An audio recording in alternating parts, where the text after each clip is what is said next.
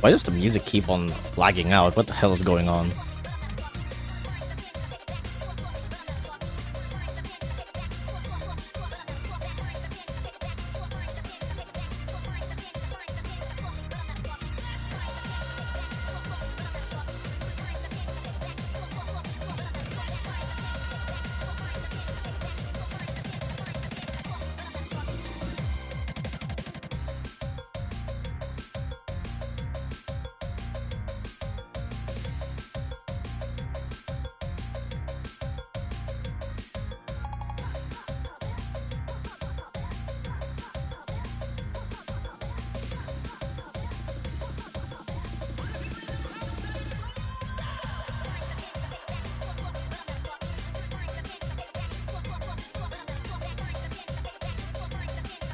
Whoop!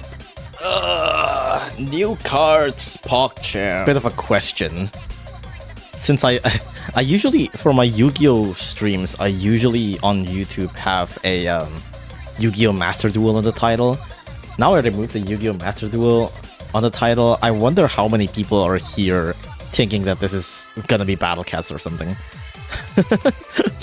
Because I took out the Yu-Gi-Oh Master Duel title. Gonna bait people in.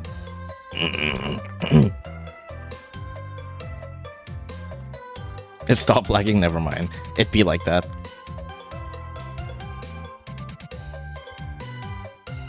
I just saw you that you stream Twitch, so now I'm watching this. What do you mean by that? Actually, speaking of, I think I saw Ovion streaming on Twitch. I didn't know he streamed on Twitch. I thought he's only on YouTube. But he's playing Battle Cats anyway, so... I don't think it's lagging. It's just the music. Like, the music sometimes just lags. But... I think connection-wise, it's fine. Probably more than you're just asking for people to use the one joke. What, like... This isn't Battle Cats joke? Is that what you mean?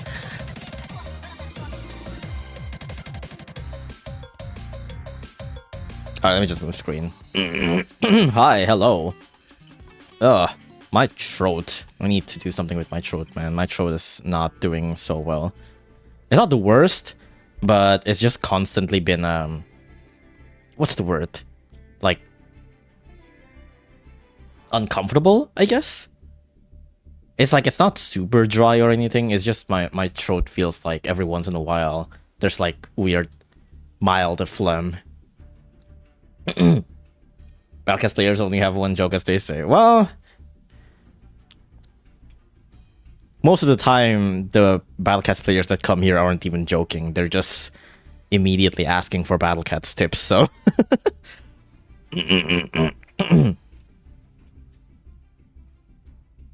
No Battle Cats, no like. I would gladly, like, it would be nice if you don't watch the stream then. I would rather not have people complaining about Battle Cats on non-Battle Cats stream.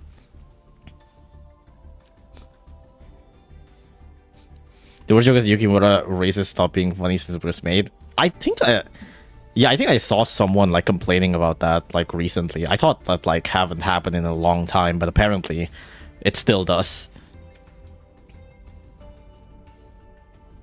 But what do you expect from a game that primarily, like, got a lot of children's attention? Which is pretty funny, because, like, all things considered, if you looked at, like, a bunch of Battle Cats units, it feels like, wow, this game should not be played by children, dude. Like, if you've seen the summer units, it's crazy. Also, let me blow my nose real quick.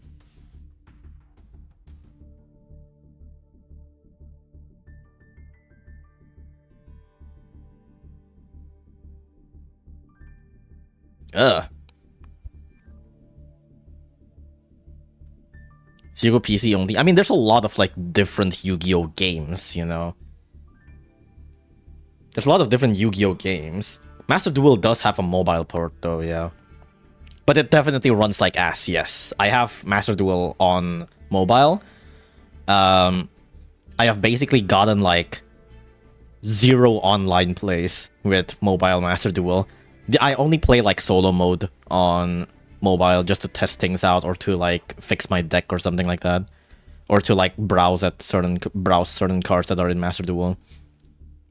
But otherwise, it's like, yeah, I don't like if you play Master Duel on mobile, don't expect to find any online matches because it's laggy as hell. By the time when you're loading to online matches, it just like it just like stops you.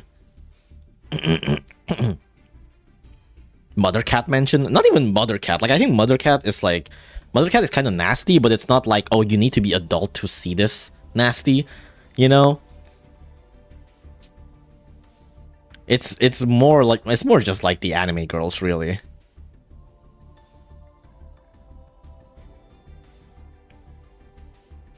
Aside from reading the new rock cards, they're planning to climb to stage 2 of the Fusion Cup. Do I want to? Dude, like, Fusion Cup is like fine and dandy. I am using the tier branded deck, right? But like, good lord, branded is always going for grind games is the thing. And I've been fighting, like, legit, most of the decks that I've been fighting are Dark Lords. And I think Dark Lords are also not something that is easily taken out in first turn. Like, they're relatively resilient. So, it's like, every fucking Fusion Cup duels has been like 7 turns plus, where sometimes you might just like lose by timeout. And it's just like, it's fun sometimes, but good lord, it's so exhausting playing Fusion Cup. Maybe I should change deck to something that doesn't encourage grind game, but like, so far, a bunch of my matches have been like 7 turns. It's so long. When I use Predator Plans, because I don't have the cards. Every match takes like half an hour, yeah. Like, don't get me wrong, I don't have complaints with Branded. I do like the deck. I think Branded is a cool deck, but it's always just going for a grind game, which is cool, which is part of the coolness of Branded, but I don't have the energy for it. I don't have the energy for like constant grind games. I think Battlecat needs to make a Galaxy Guys banner to equal it out. True. Well, I mean, no, that just makes it like, that just makes the H rating shoot up higher, but you know. My main goal was just to get the gems at 17, and I just did that, so I'm free. It's like, yeah, it's like turn number 6, turn number 5. And it's like most of them are at least, well, I mean turn 3 is normal, but there's one is like turn 7. It's like, jeez, man, like it's just, I think this one I think the top one I ran out of time too. Like, even the 3 turn ones are like so long. Like, the matches are so long.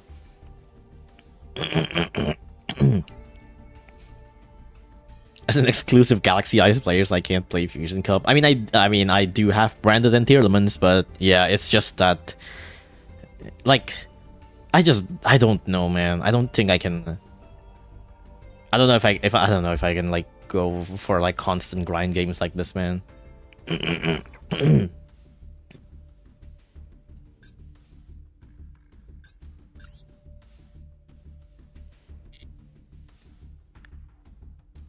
This is until 17th, so we have like 3 more days. I don't know if I can. From 9 plus to 13 plus. I think it's actually 13 plus in JP, funnily enough. Battle Cats. Like, I think the H rating in Battle Cats JP is actually higher. Or is it smaller? I actually don't remember. Is it smaller? It's smaller, huh? Bread is a deck I dodged because my brain cell can't handle it, but it's a cool art. I think it's just a cool deck in general, but it is like really powerful. It has like infinite gas, and it's like oddly a pretty mid-range deck, which is what makes it cool, with like crazy amount of grind. But also, it's just like, there's also like 10 billion lines for Branded that like, it's just so exhausting to play Branded. Both are 9 at least at Apple. Oh, I see. See a new event that drops like 300 banknotes when you beat it? What? Oh, you're talking about Battle Cats. No, I don't think so.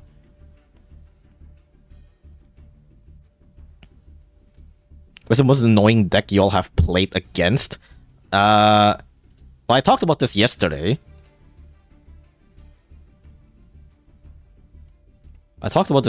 But like, is there really any other answer than just like Floodgate Stun?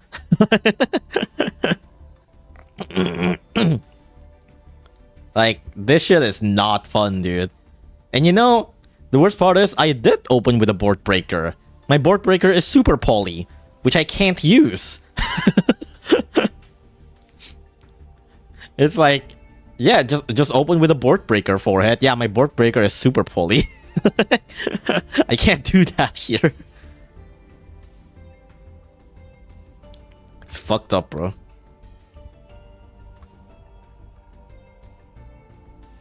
Where's the game he's playing? Yu-Gi-Oh! Master Duel. The hero situation is crazy. It's kind of funny the hero video actually like picked up a decent amount of views. Do you play Roblox? Fuck no. And if you play Roblox, I would highly recommend you stop playing Roblox because that shit is pretty fucking dangerous. Please just play real games. Like, not only is it a shitty platform run by shitty people, but it also is filled with a bunch of shitty games. Just play like actual games, please. Did it get heat from the YouTube hero fans? No, not really. Like, I think most of the comments are like positive about it.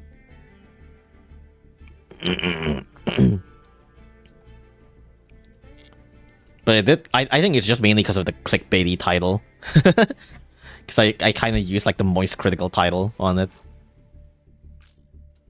Okay, I'm gonna try to do... let's try to do one Fusion Cup at least. There are some gems for it. So, you know, there is some gems in it. What's the funniest deck you've played against? Like, the deck doesn't have synergies but still win? I don't know about that, actually. I don't know if I have an answer for that. Also crazy, but I'm actually going first. That's crazy.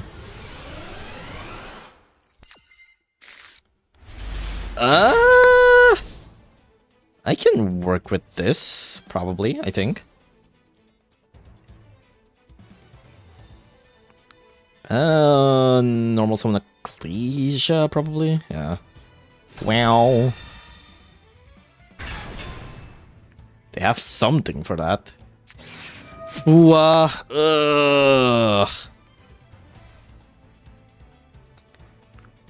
guess I can Ecclesia now and Branded Opening now, which would put Quem and Walbass.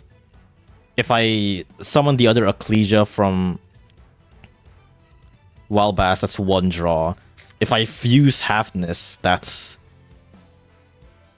If I discard Branded Opening, I can fuse, but that's another draw. Do I want to give them 2 draws?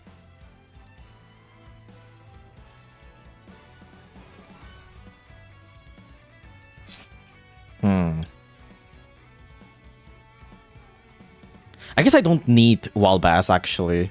Like, I could just leave Ecclesia here. I can just do Branded Opening, discard Halfness, summon Quem. And then I just make... I mean, I can make Kit Coloss, but it doesn't really do that much. Shit, I actually have no idea.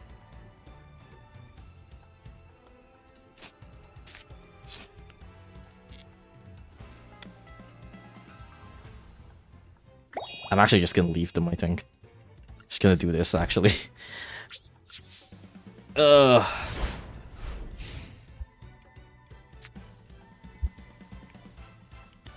on a Quem and Ecclesia sounds fine. I guess I could have done that as well.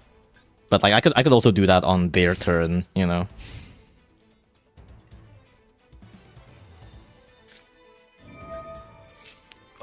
fucking hero, huh? I don't know what this does. Is this gonna be like DPE or something? Destiny hero. I'm gonna let them for now, because I don't actually know the hero lines.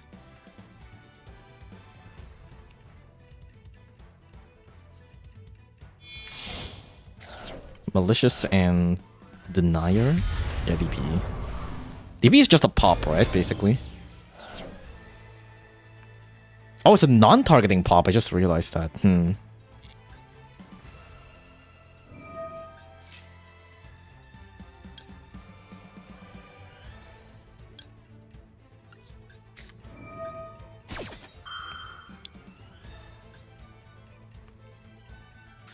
Ash Blossom, of course.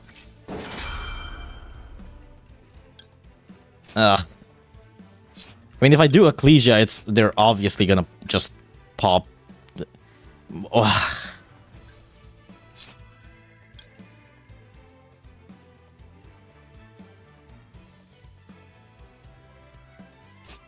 I guess it doesn't matter either way then. I guess it doesn't matter either way now. Damn it.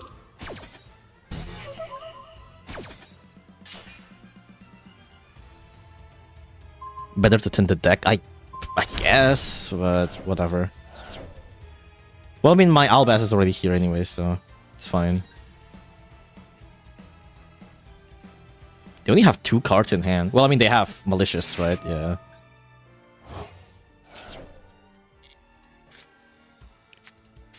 I do have Halfness and Kashtira if I... Like, I can hope that Halfness does something, or...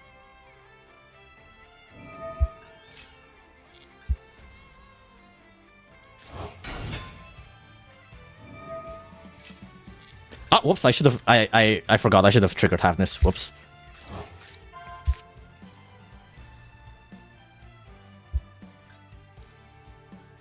I've been skipping because I'm afraid of timer.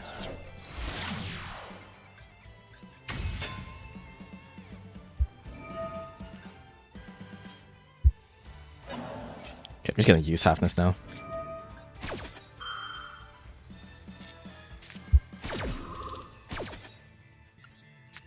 Mill, that's nothing. Well, that sucks.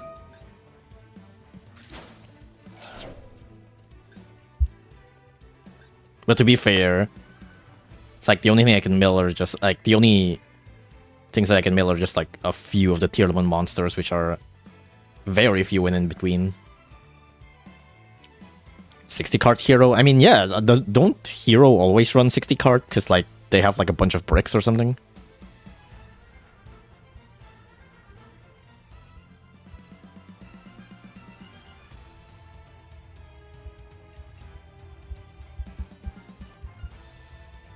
I guess in hindsight, maybe I should have like used Halfness when they used DPE and then chain branded opening to it, because then they might like respond to Halfness using Ash, and then I can... But I just didn't expect them to have Ash.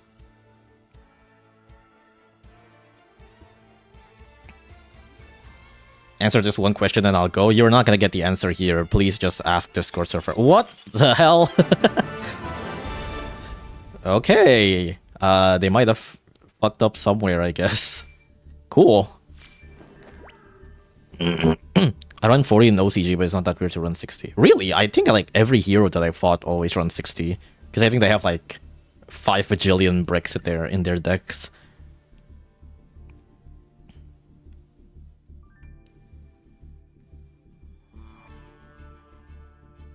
Hope all duels go like that. I hope so, but we'll just have to see.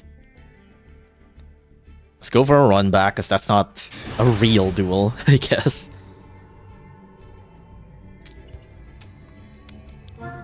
Oof. 2024 second stage duelist. I'm fighting someone with years of experience again.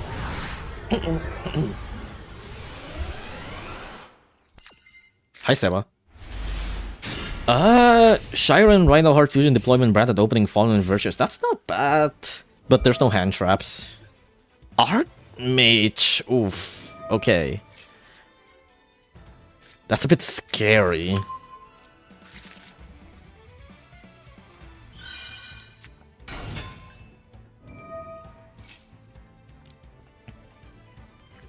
I don't quite remember the Archmage end boards.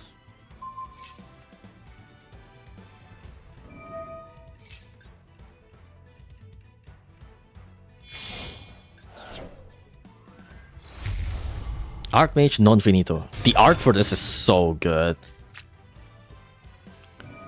If the card player summon, set one Archmage. Once per your opponent turn, you can fusion summon.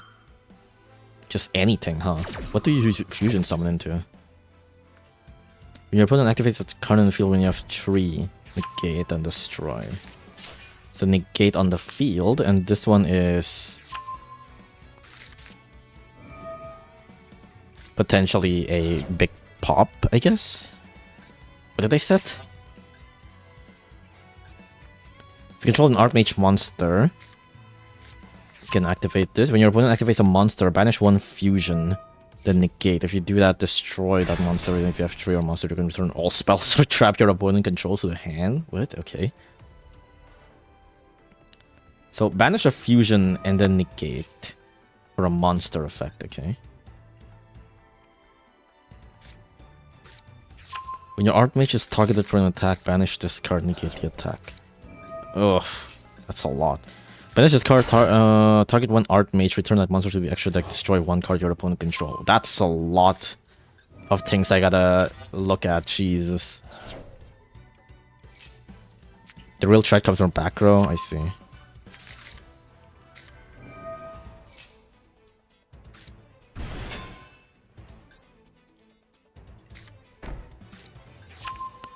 Fusion summon. Banish this card, target 3 Archmage, shuffle them into the deck. So this is a non-targeting pop. And then an attack negation. Ugh, there's so much. Cross out Designator, okay.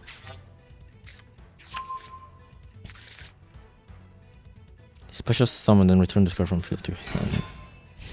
Negate the effects of all face-up monster. Ugh. Target one spell or trap and control, destroy it. A second fusion deployment, okay.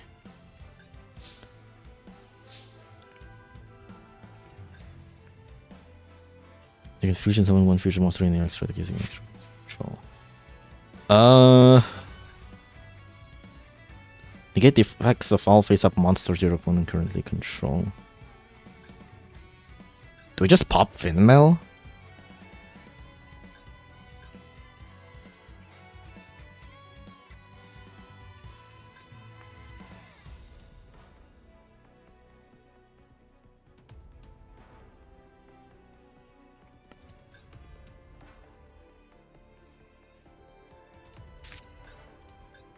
I might just do that. I don't know. But no, this one can just summon Finmel back. Never mind. Maybe not. Ugh.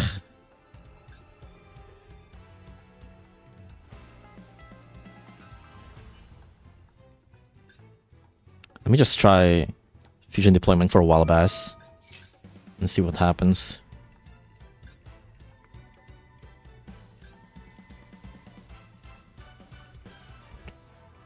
Do we have enough gas to break this? 2 fusion deployment in hand is a bit unfortunate, but... Oh, of course! They always have it, dude. Fuck.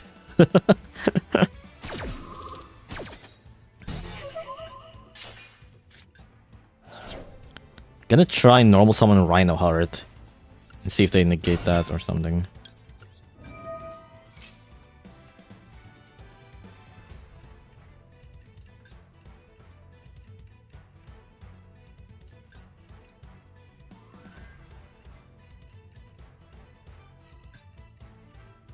They're allowing that, okay.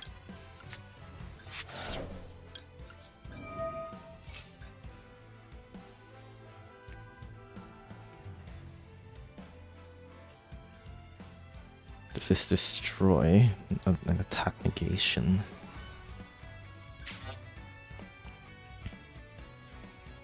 Worst feeling is getting negated by a hand trap facing a full board, yeah.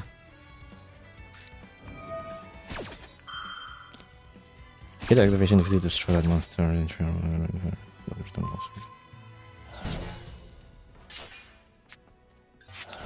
Right. Banish a fusion monster. Wait, so this isn't life anymore. Wait, so what is life now? Is it just this one now? I can still brand it opening then in that case.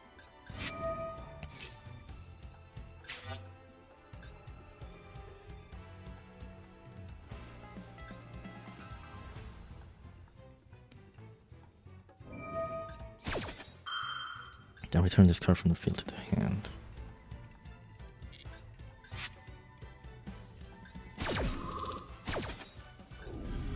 Actually, I have no idea what they're summoning.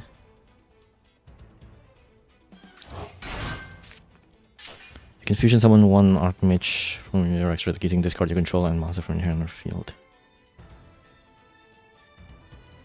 Okay.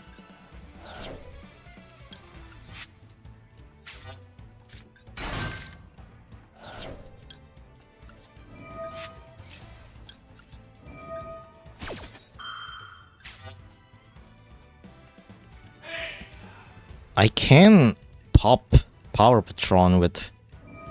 Do I pop this? Where did I go here? And did you just go to another Archmage non-finito? I feel like I just... Do I just pop this? But then they still have this one negation. I think I just pop it. I don't know, I'm just gonna pop it. Wait, I can't! Fuck! Wait, why not?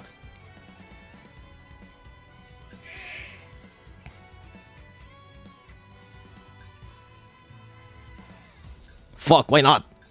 Damn it! I didn't know.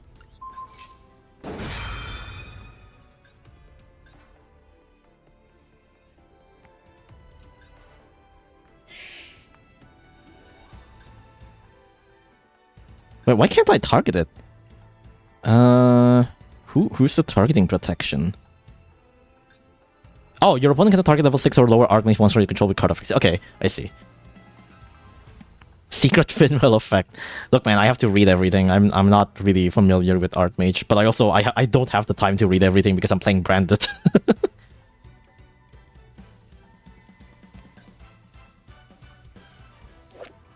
What would you fuse into? Non-finito? Diactorus?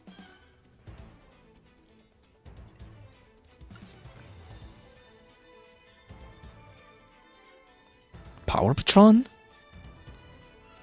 No, I don't think so, because I don't really have anything else to use, right?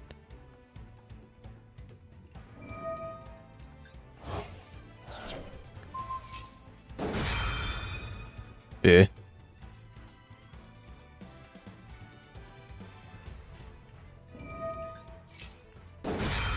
What's the point of that?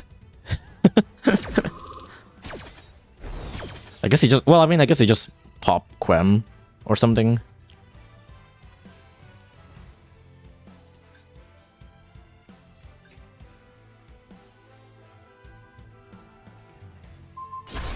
What? Why? What? Why? Why did you pop that? Diactorus. When your opponent activates a card on the field when you have 3 or more different monster typing, if you do, destroy that card. I can go straight to Kaleido Heart, which doesn't actually mind getting destroyed. Alternatively, do I even have an alternative here? I think I just go straight Kaleido Heart. Yeah, I'm just gonna go straight Kaleido Heart.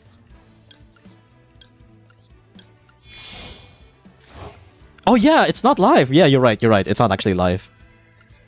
Because it needs 3 monster type. So I can just return it.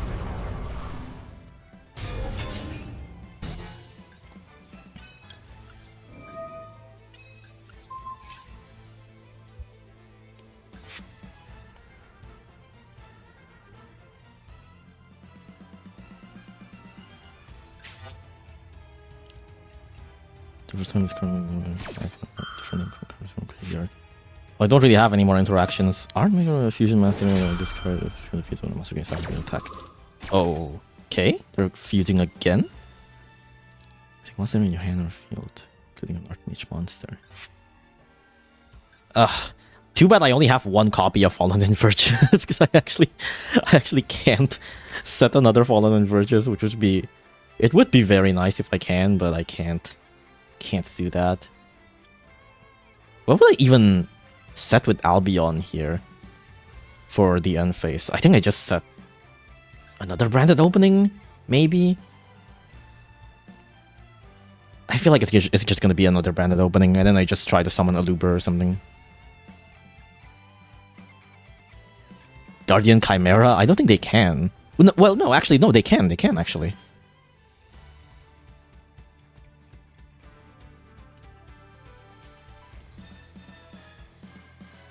What would you go into? They're really thinking hard about this one. Oh, they're letting Deoctoros be. No, Nerva Power Patron of Creation. Let's consider in the field zone. This card is going to be destroy card effects. Can make everything become destroyable. Well, I can't do anything about that, can't I? What do I set here? I don't have Fallen Inverters. I think it's just branded opening. Like, why do you have big? Who boosts your damage?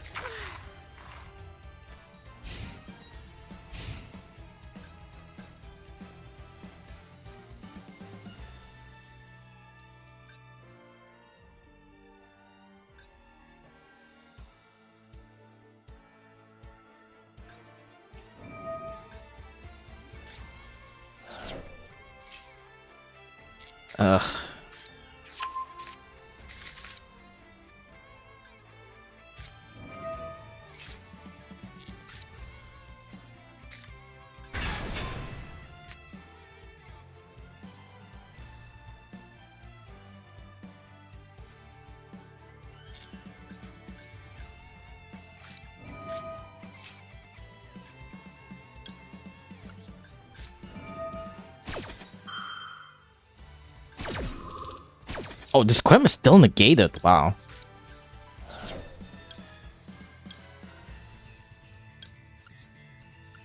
I don't really have anything here. I'm just walling up. And I'm doing this before... Ah, never mind. I was gonna say it's like I'm doing this before they have 3 different monster types on the field, but now they have... It's too late now.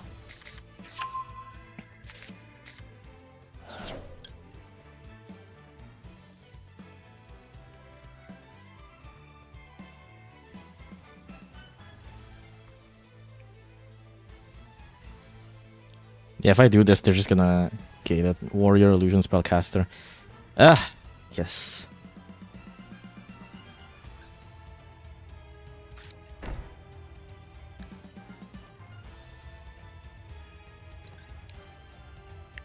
I don't quite have the gas for this.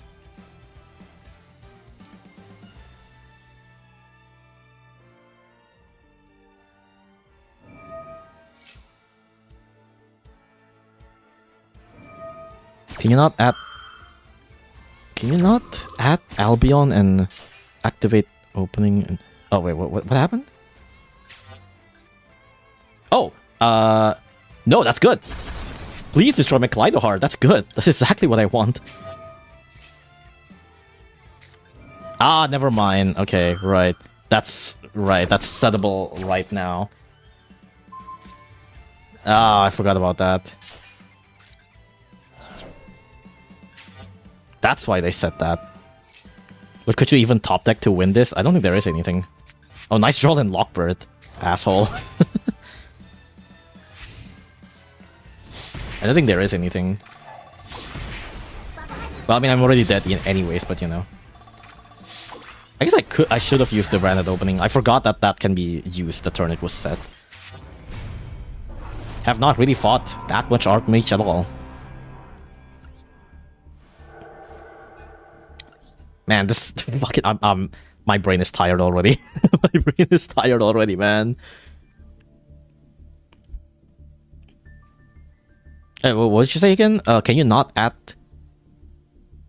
off Albion and activate opening in end phase? Oh yeah, no. I already used opening. Like the only other thing that I have is just branded in high spirits, but that requires to have a monster in my hand, which I don't have. Did I miss the rock heart reaction? No, not yet. I haven't gone there. Archmage just drains your energy that much.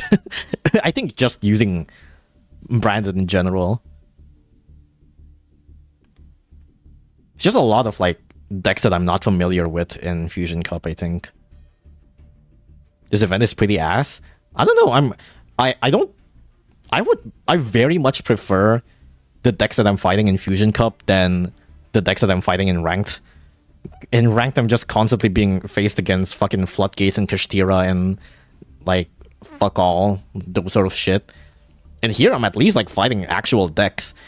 It is tiring though. It is tiring to fight, but at least I'm fighting actual decks in Fusion Cup. Do we have a raw reading break? I'm gonna do like one standard duel, and then maybe I'll do raw. Also, I have 2 pumpkin decks now. I have a pumpkin Fiendsmith deck and a pumpkin Skull Servant deck. The pumpkin Fiendsmith deck is basically like mostly just focused on pumpkin. The Skull Servant one is mostly just Skull Servant and Board Breaker. Like this is still a blind going second one. This one is actually like you can actually use this for going first.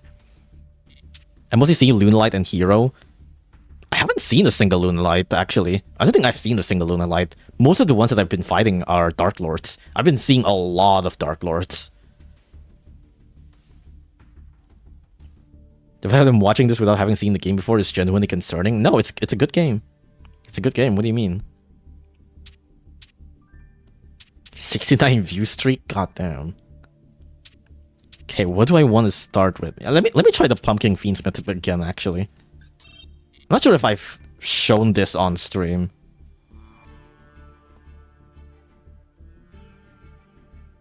So melodious once. Which one is melodious?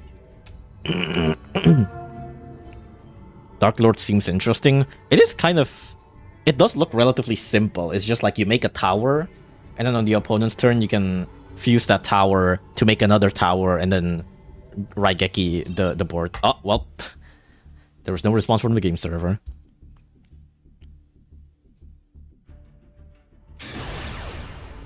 Apa makanan favoritmu? Burger. I think it's just a burger, man. Sorry, it's not an Indonesian food, but...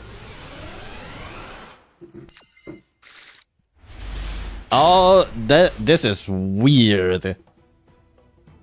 Fabled Lurry in hand and Fu... This is a going second. And a brick in hand... Uh-oh. This is not good.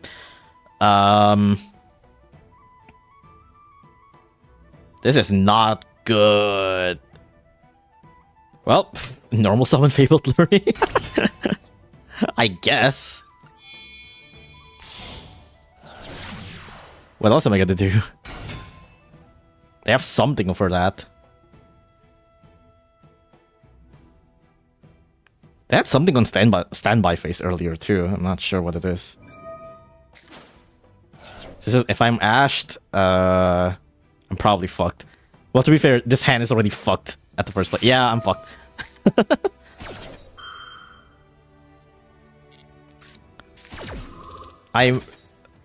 Okay, the question is now, do I set Super Poly and Call of the Forgotten? Or do I just let Fua do its thing?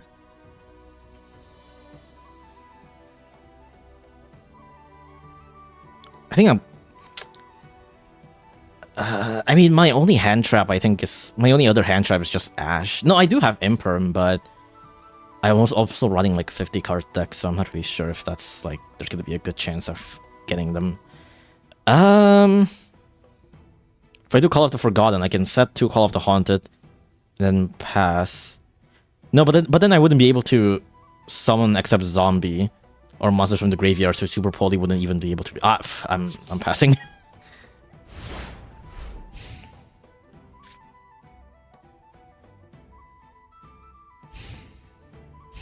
We passing on just Fua? I guess so. Like...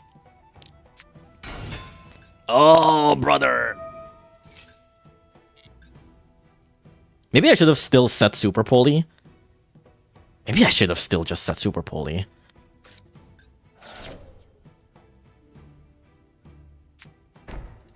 Okay. What? What? What is this, a brick off? Wait, hold on, what is this? Okay, I guess they're also having a brick off. Oh my god, brother, please give me a starter. Oh. I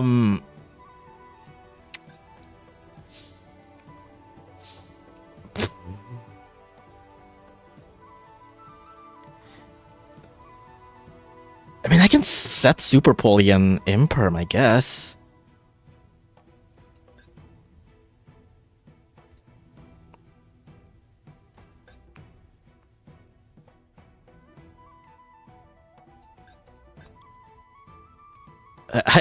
I'm passing, dude. I don't know. I mean, I have Imperm. I can still activate Imperm in hand, so there is that.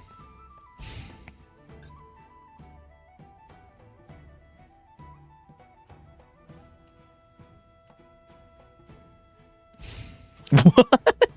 Really? What is going on with your hand, dude? This is insane. What are we doing here?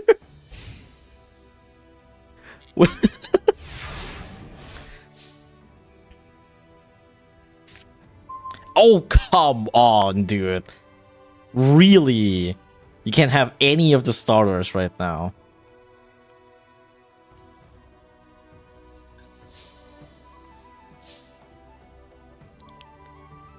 I might just set these 3. Super Poly, Imperm, and Call of the Haunted.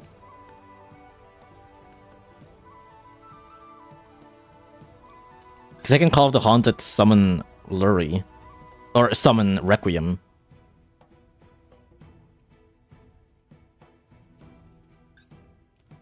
Yeah, I think I will do that. I should have put Imperm Column. I'm stupid. I should have done Imperm Column. I'm stupid.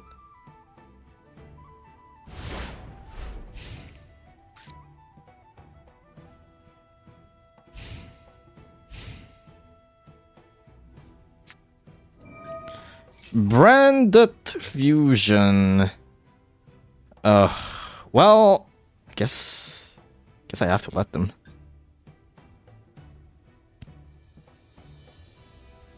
I can also Super Poly discard Great Mammoth and then summon Great Mammoth using Call of the Haunted.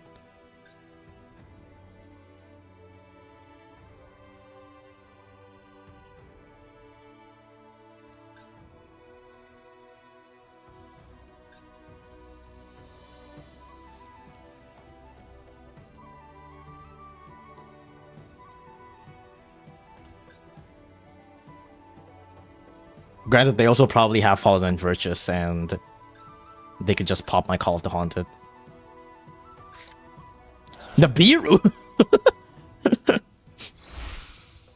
Okay, Albion.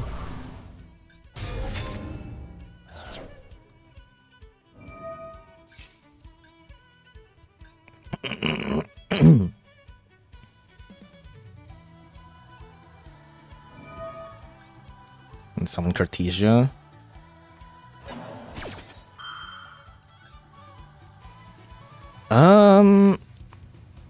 Do I imperm this?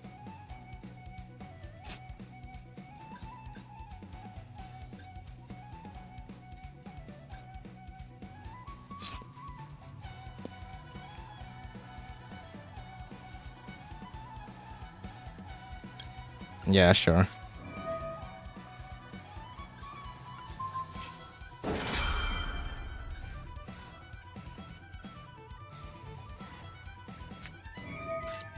I think I fleur this. Huh. Okay. Can be activated this turn when your opponent controls a fusion synchro exit or link monster return from it. But I don't have that. Well, I've never seen that animation before.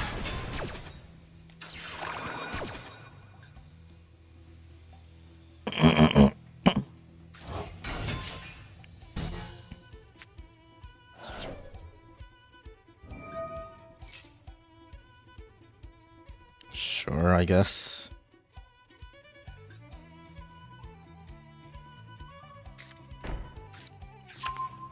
Ritual summon. Ritual summon?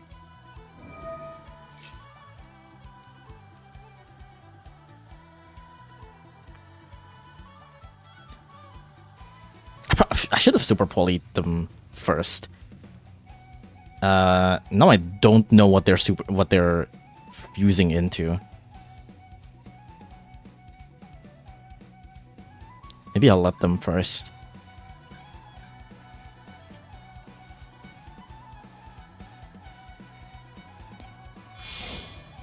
I'll probably just Mirror Jade. Oh, no, Grangwinol.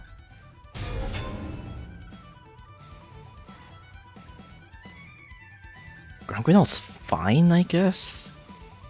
It's a bit annoying, but what can I do?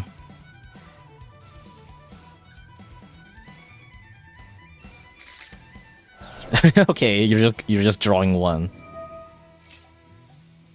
Sure.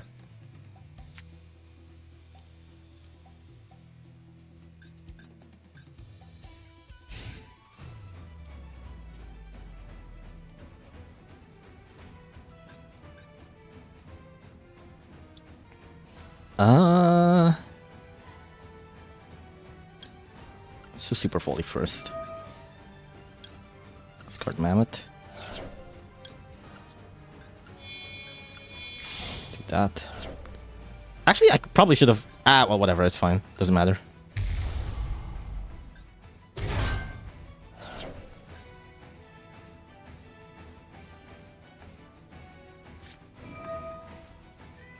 Destroy the monster. Cannot spare someone from the extra deck. Oh, okay.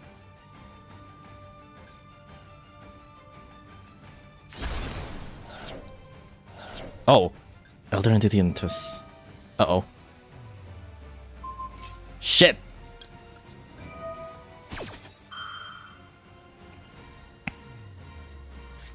Oh, fuck off.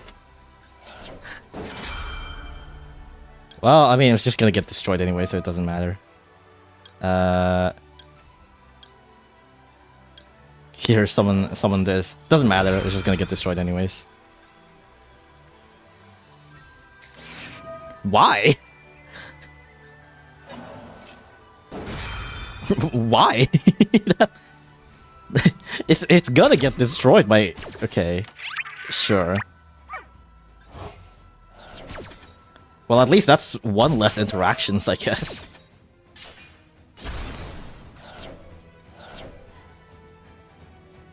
What the fuck? Why are you spamming? You are very weird. What did they set again? Oh, the ritual summon, right?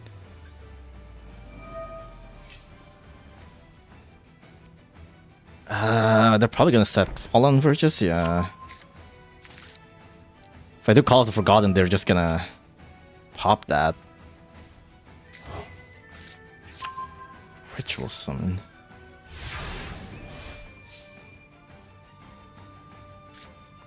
Oh, that's good. That is a starter. Unless they have another Ash. Please don't have the third Ash in your hand. Ritual summon. Attributing summon. Okay.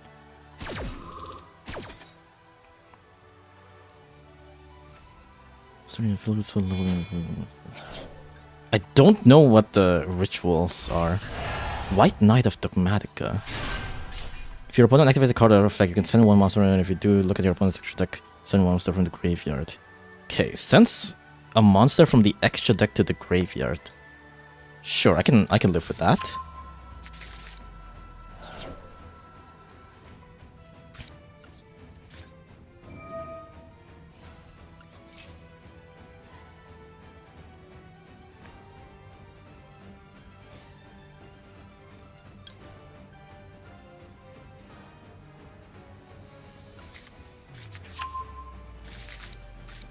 I see where they were breaking so hard earlier. What, because of Dogmatica? I guess so. So they have a pop, that's all I know. I don't know what they have in hand. No, I know one of them is Cartesia. I don't know what the other one is. Titanic Lad. They're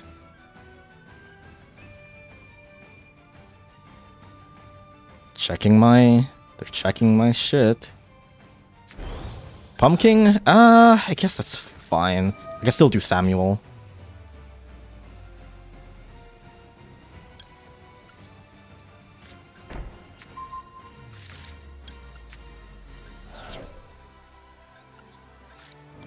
This is going to be very easily poppable, but oh well.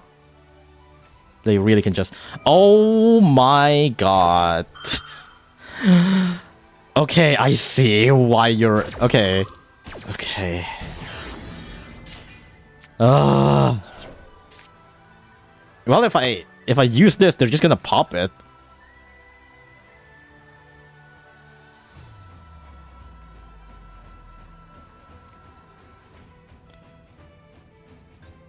But also, like, what else can I do, really? They don't have an Ecclesia, so they can't use Fallen Virtues to revive. So the only thing I can hope for is that they don't have enough... They don't have enough damage to kill me the next turn. Well, we're really having a brick off. Oh yeah, they have... No, yeah, they're definitely gonna have enough damage. I'm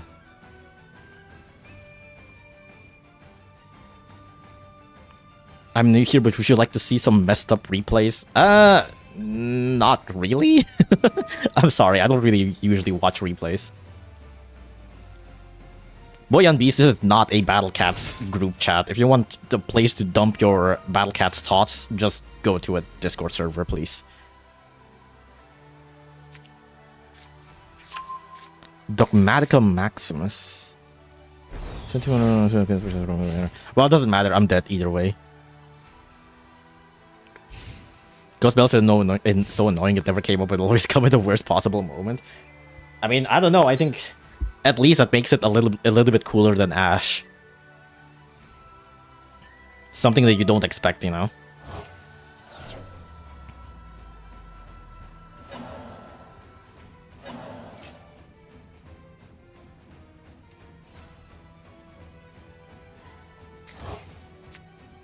Good luck in event time to work. Good luck on work.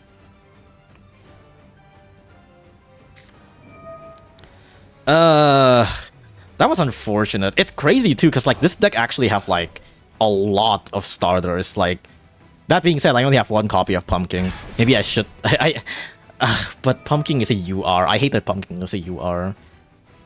This deck actually have like a lot of starters. Like this is a 1-card starter. This is a 1-card starter. This is a 2-card starter. This is a 2-card starter. This is a 1-card starter. This is a 1-card starter. What? Select the monster sent to the graveyard from your extra deck. Oh. I think none of these have a graveyard effect. I guess there is Lacrima and Sequence there. I'll shuffle Sequence back to damage you for 1200. Hell yeah.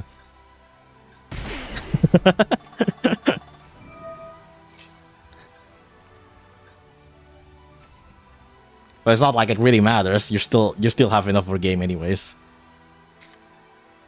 Psyframe, oh, why do you have this? What the fuck?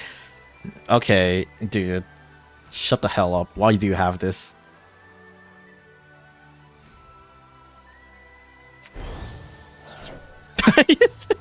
You said sequence back. Why? They just like, put that shit back to the graveyard, dude.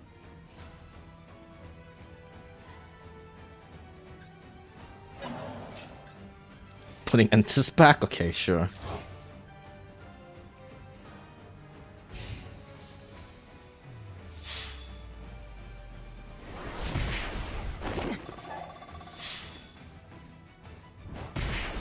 You'd have at least set the imperm in the same column as one of their set card like turn 3. Yeah, that's what I thought too. Like, I realized it too late.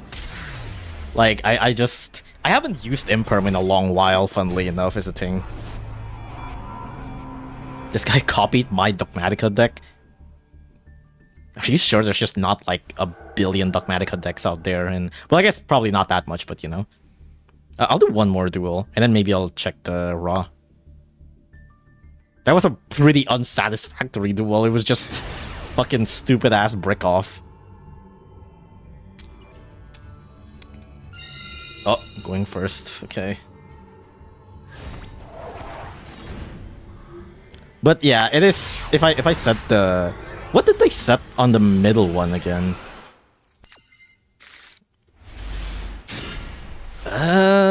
Okay. This is not great.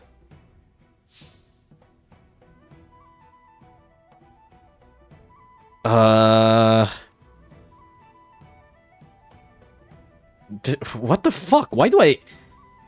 Dude, I don't even have that. Why is Imperm, Super Poly, and Lava Golem in...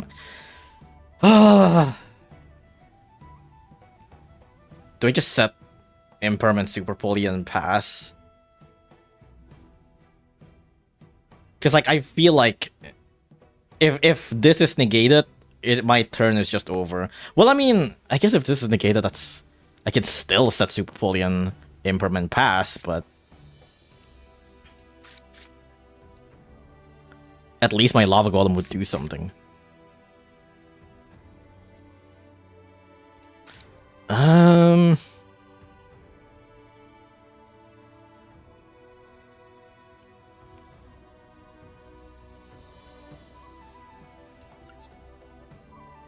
Ah, fuck it.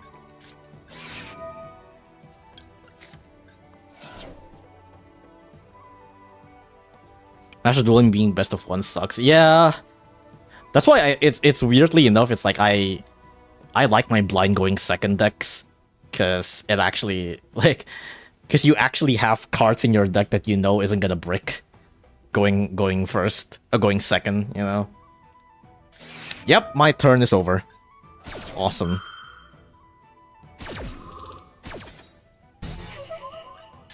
Cool. Good turn. Set 2 pass. Called by. Oh yeah, that was called by, yeah. We'd have to hit the far right for it to be meaningful. What was the far right one? Oh, that's the one that pops, right? But I think it doesn't matter too much. Well, I mean, eh.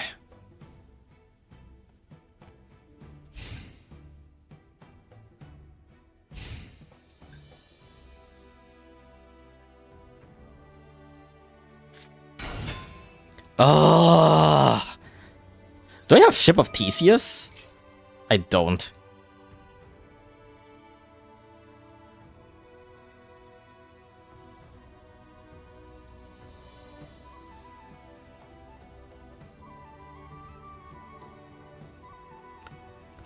Whatever, I'm just gonna Imperm. Ugh.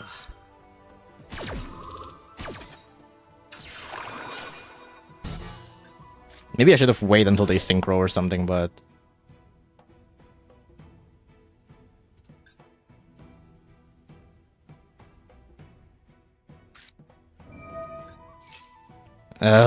Duelist Genesis.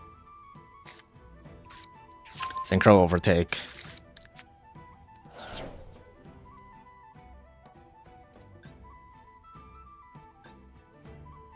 I was actually considering putting... Well, there goes my Super Poly. I was considering putting Ship of Theseus, but like, I haven't been fighting Katie in a while. So I was just like, maybe it's fine.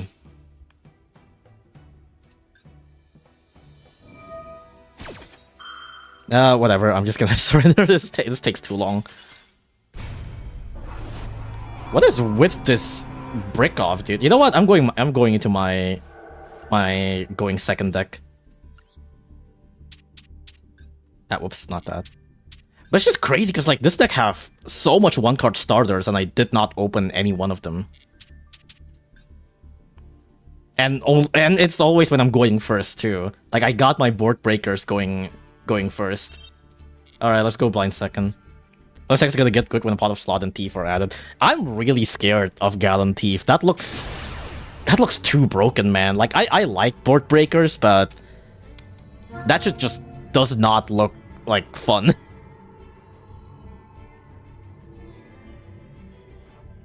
Like it just looks really nasty. Please don't make me go first. Dude.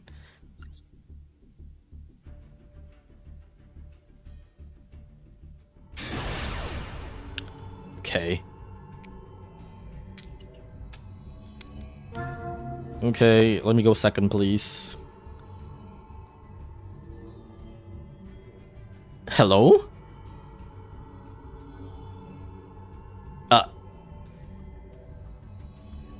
Why? What? Why? Why? What is going on? Why?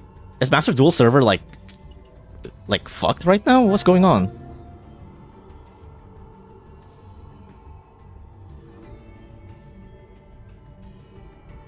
What? What? Hello? What? Why? What's going on? Why? They do not want you playing this game. What the hell, man? Third time in a row. And now I'm paired with someone with like 5 billion titles. Awesome. It looks fine, but if it's not a turn 1 card can be broken in Yu-Gi-Oh! At most, you can make correct answer to turn 1 stupid plays which are the broken cards. I guess so.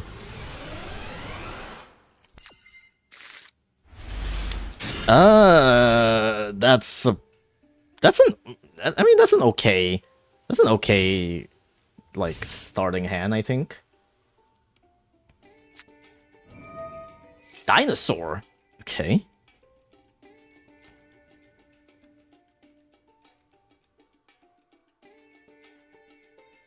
Miscellaneosaurus? No, Oviraptor, okay.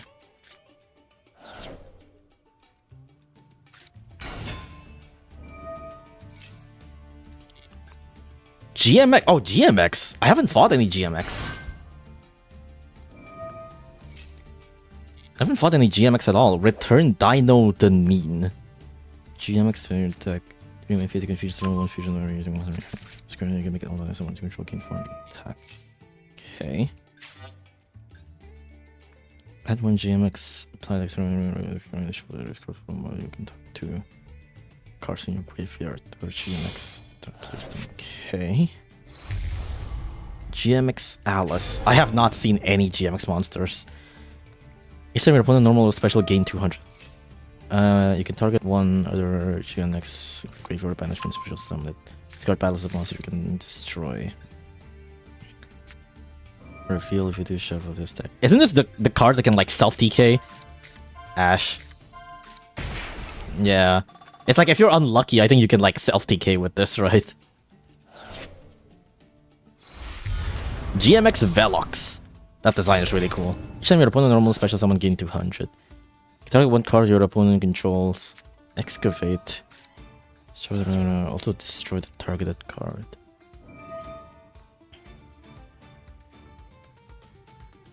Okay. So it excavates and destroys? Baby! Puppet!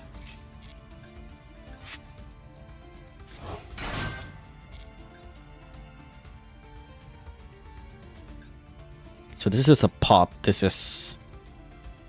If this card battles an opponent monster, you can destroy.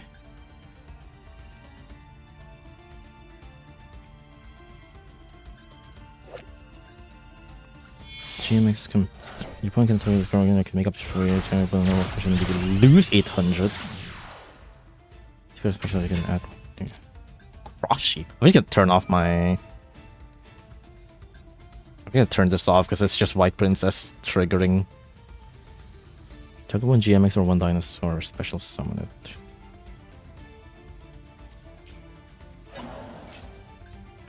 Missile Misceros.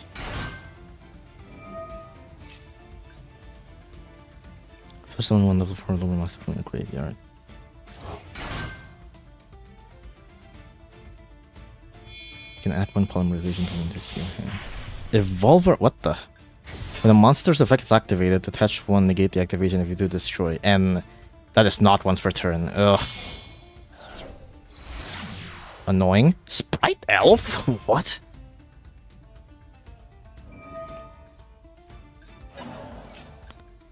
Baby is back. Double evolution pill? What?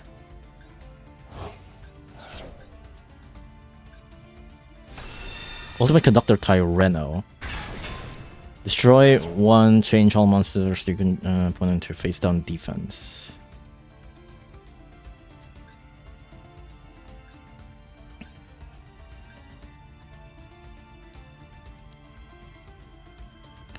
I think I 1-for-1 and then just droplet using... I think I can only realistically... I think I realistically can only negate 2, which would probably be Tyranno and the Exceed. Oh, that sucks. But at least that's food for Droplet. I can Droplet Call of the Haunted 1-for-1 and one of these. That might be... No, but if I...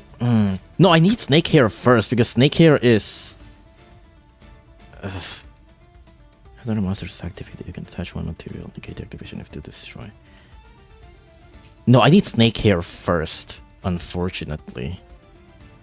Because the spell requires me to have no monster.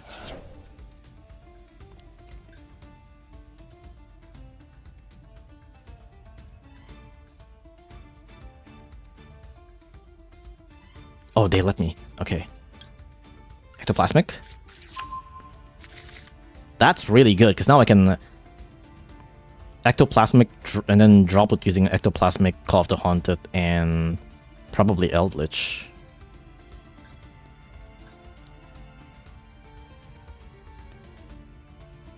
What can they summon here? It's just Cross Sheep, right? Okay. Then it's fine. Ectoplasmic.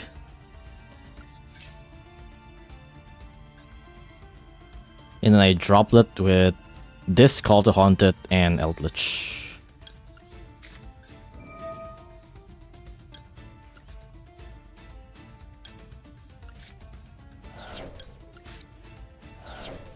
I should be fine.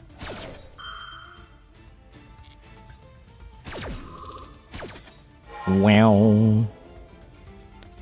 This, and this. Pumpkin?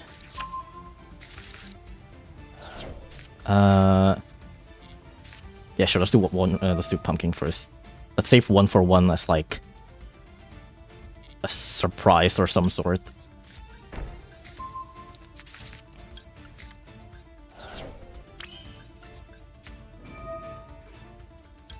Pumpkin.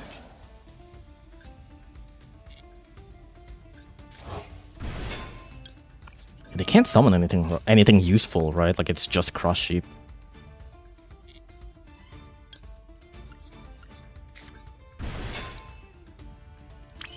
Changsha? Changsha sends... Actually, this could be a good time for White Baking. No, White Baking for 1-for-1. So let's do this first.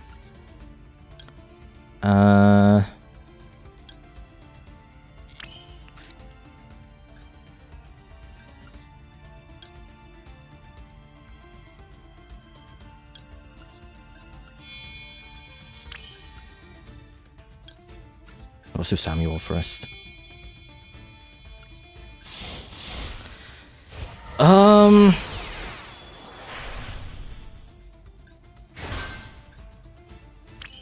Actually, I'm not sure what... Okay, let's one for one now. I have a normal summoned, right?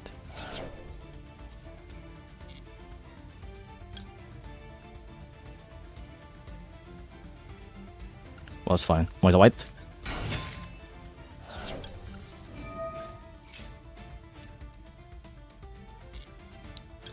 White reanimator?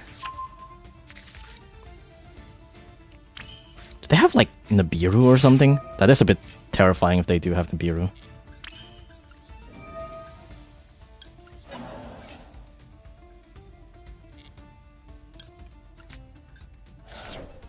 Actually, that might not be too bad if they do.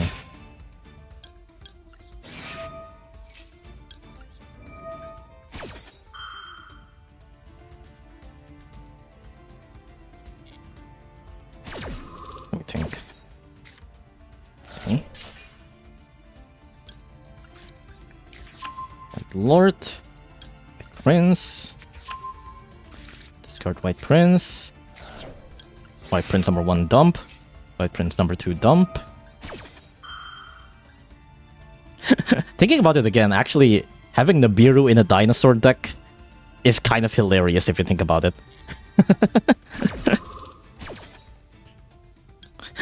Having a meteor that wipes out the entire field in a dinosaur deck. Ooh.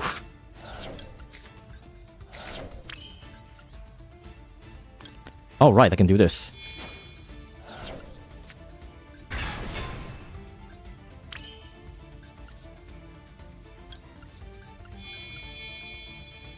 Mary? Sprite Elf Toggle is gonna cost you 60 seconds of your life. Oh, I forgot. I don't have. Yeah, I didn't put the Eldritch Fusion, but it's fine. It's a free body, anyways.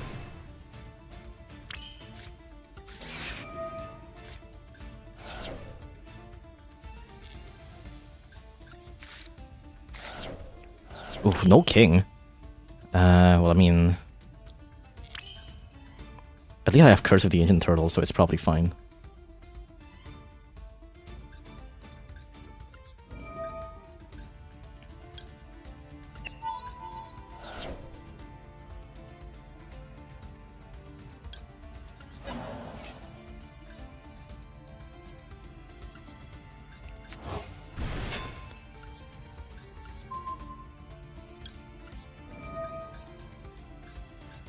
Well, I already negated everything, so I guess it doesn't really matter, but sure.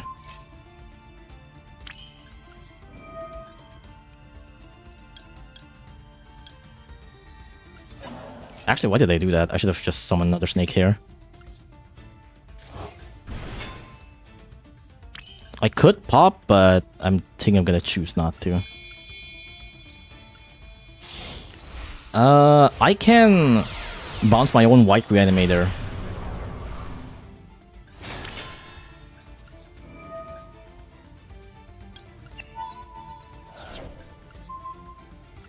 And just bounce my Call of the Haunted back, sure.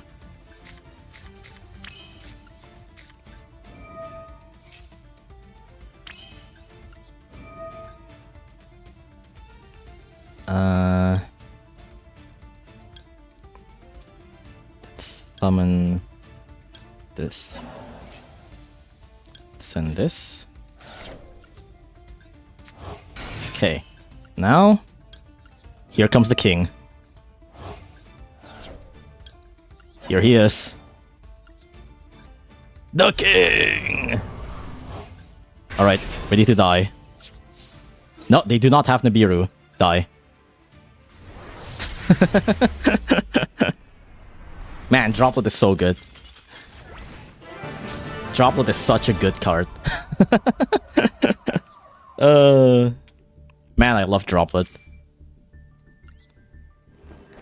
What a good ass card Droplet is. GG's. Okay, that's enough for now. Honestly, that was like a relatively long-ish combo, but I think I'm just, you know what? Maybe I'm just like Maybe I just need to practice more with my branded deck, because like I practice my Skull Servant and Pumpkin lines a lot in solo mode, and I think that's why I'm like pretty comfortable with it. But when it comes to branded, it's like I don't really train branded, even though I probably should.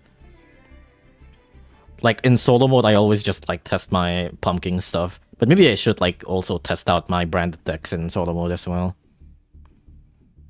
Kudos to the lad for letting you play out your combo. Maybe they're just hoping that I mess up or something. I don't know.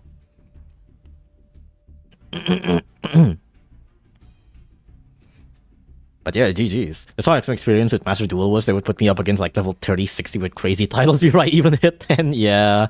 Like I've only been playing for half a year, dude. Give me a break. But also understandable. Like I think most of the like good players have been playing this for like years.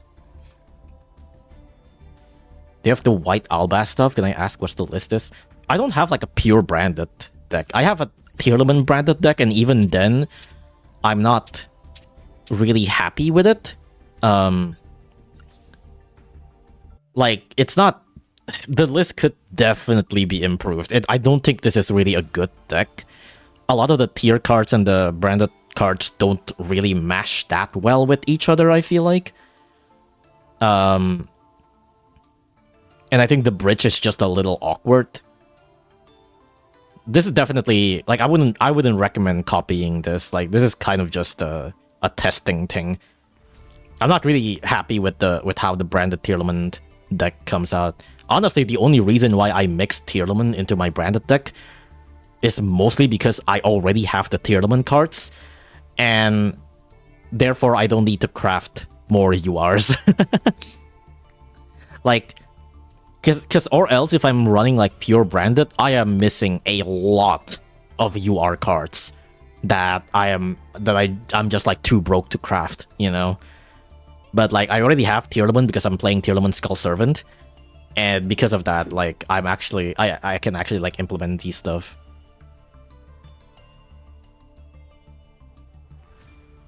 Like, you can already see my brokenness here in this deck because I only have one white Albas and one Fallen Invertius. It's like, it's not only one because of, like, deck thinning purposes. It's only one because I only have one.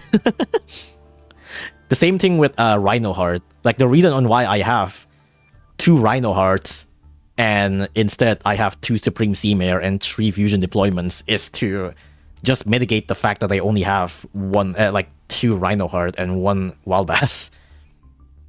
Please make the 2 other Fallen Inversions like on my knees, you have the dust. But like, I don't even play this deck that much is the thing. Like I've been mostly playing with my Pumpkin deck, and I generally just... I don't know, I just generally like the pumpkin stuff so far. Like, if anything, I don't know, man. I mean, like, Fallen Inversions, I guess, is also a generic card that I guess you can put in a lot of other decks, I suppose. But, like, what if I want to make another deck? I think that's kind of the problem. The problem is I also got bored of the same deck relatively quickly, I feel like. Especially, maybe, like, popular decks that are kind of already, like, figured out, you know? It's like, I think I want to, like, jump into different decks a lot, and that's why I'm kind of, like... I'm kind of not confident that I want to use my UR Dust, or even Gems on rolling certain things. If you win more, you'll be able to make more decks more easily.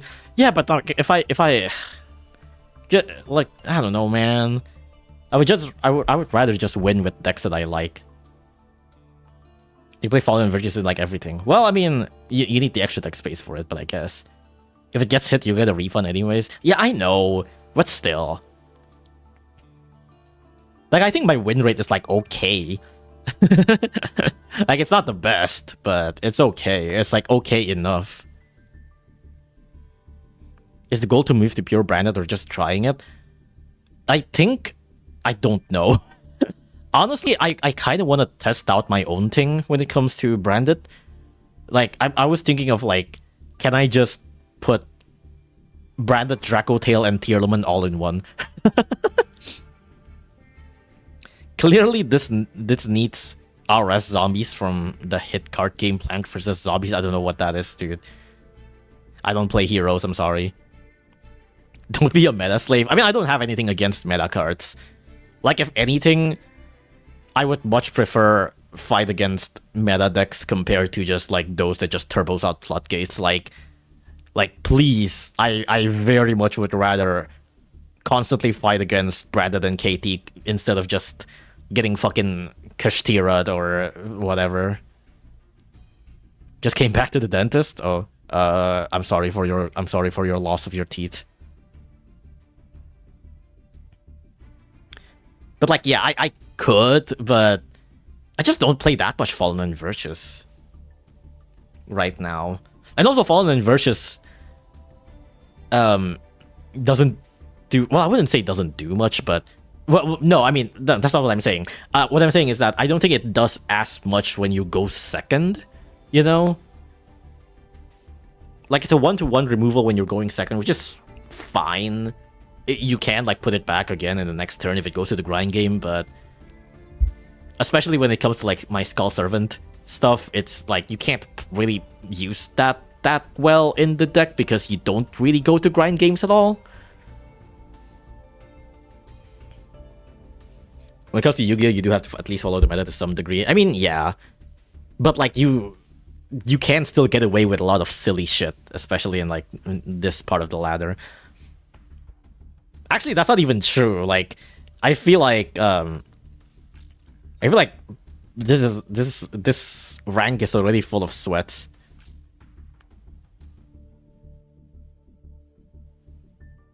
Pops the Baron and it searches itself. Pops the 8th Elf Note continuous trap. I mean, they can just negate it, right? Like, it's a 1-to-1 interaction is the thing. Like, yeah, it baits out one interaction. Like, okay, so does like a bunch of other cards also baits out one interaction. Like, if they have Baron, they're just gonna negate it. If they have the trap, they're just gonna negate it. You can chain it to the negation effect of the trap. Oh, that's... I mean, yeah... I guess... Like, I think, like, bigger board breakers, like, just, you know, Feather Duster and shit is... I mean, it's not a quick play spell, sure, but, like, at least it's more... Like, you can take out, like, multiple interactions at once, compared to just being, like, basically a 1-to-1. I don't know, man. It just doesn't feel that good in a non-branded deck. It's, like, it's good, but, like... And you get with Baron, you still get rid of negation, and you still search for another turn. Yeah, but my Skull Servant deck, like, does not do anything past turn 2. I mean, I guess right now it actually technically kind of can, because Samuel is technically a negation. But FNV is good because going first, going second. Yeah, I know that. I'm not saying FNV is, like, not good. It's definitely good. It just feels like I would rather have stuff like... I would just rather have a higher chance of opening with Super Poly and Droplet, rather than just putting in more, like, FNV. FNV at least allows you to shuffle back Albion and Synchro. Yeah... But, like, I want to try other decks. I want to try other decks, man. Like, I can't even play Branded for that long, because it, like, every time I play it, I get a headache because of the fucking lines. Which, to be fair, like, yeah, I guess I should have, like, practiced Branded more, but still. Like, I think Branded is cool, but I don't like playing it, not because it's, like, I feel bad, but because it's just tiring. What are you gonna play? There's a couple of decks that I have in mind that I thought would be cool to try out someday, but obviously I'm gonna need gems for it. I've already talked about this before, but I thought about Lunalight Tearlament. I thought it would be cool because a lot of the Lunalight cards does a lot of things in the graveyard. Another thing that I thought about that I don't think I've actually talked about this actually, but I thought about Traptrix Ryzeal, because they are rank 4s, right? And the funny thing about Traptrix Ryzeal, I never seen that in action, but the main reason on why I even thought about Traptrix Ryzeal at the first place isn't because like the fact that they're all rank 4, but because Ryzeal have a Trap Hole card. Like this, Ryzeal Plasma Hole. This is a card that you can copy using Rafflesia. Because it is a Trap Hole card. It's a normal trap with hole in its name. So you can actually use this with Traptrix Rafflesia, and I thought that was really funny. But other than that, yeah, I don't know. Like, I could also just, you know, improve my Pumpkin deck as well. Like, I could add 2 more copies of Pumpkins. I could also get like, what's its name? Illusion Gate. But I thought Illusion Gate would be a cool card to try out, but so you are, so...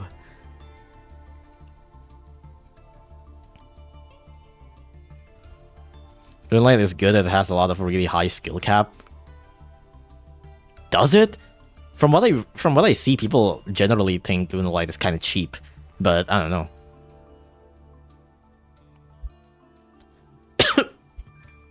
Oh wait, I do have TCS in this deck. Well, I guess I don't have it on my Pumpkin deck, but I have it on my Skull Servant deck.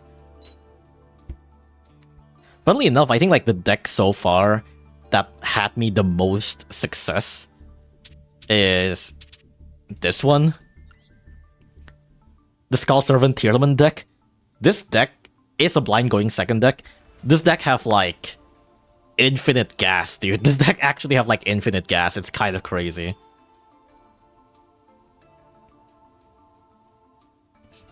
But I just want to try out Pumpkin because I thought it was cool as well.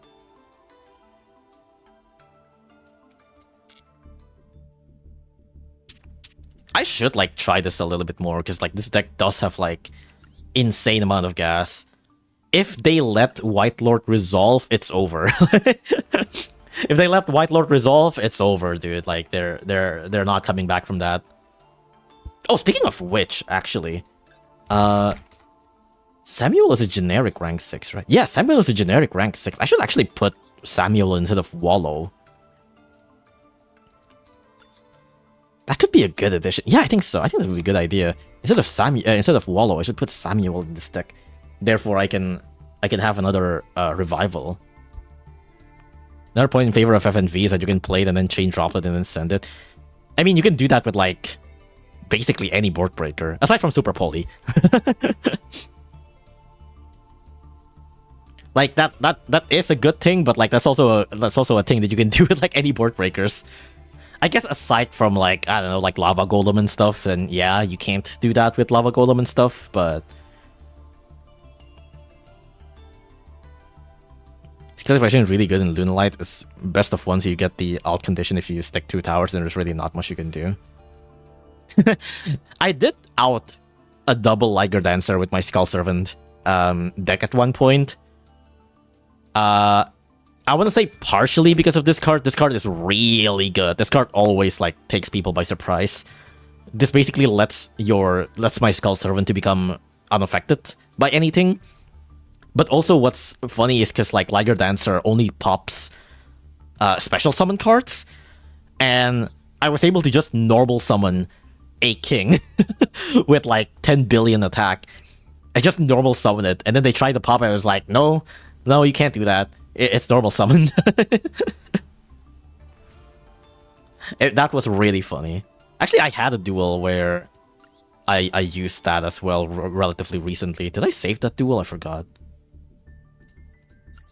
My experience with Router that I ran Hamp? I don't know what Hamp is. What is Hamp? Hamp in SS Skull Servant? What is Hamp? Is it this one? No, it wasn't this one. Which one is it? I forgot. The Kaiju in Sky Striker? Sky Striker has a Kaiju?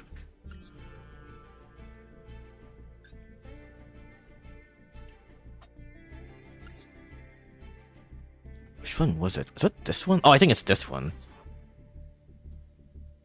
Is it this one?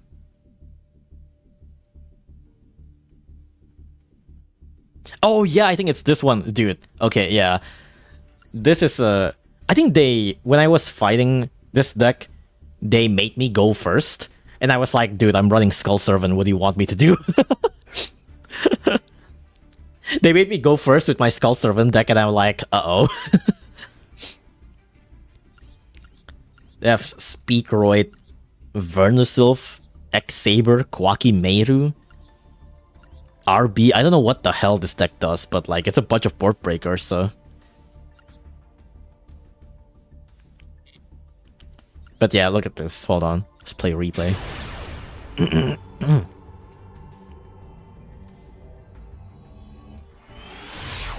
That's so hype.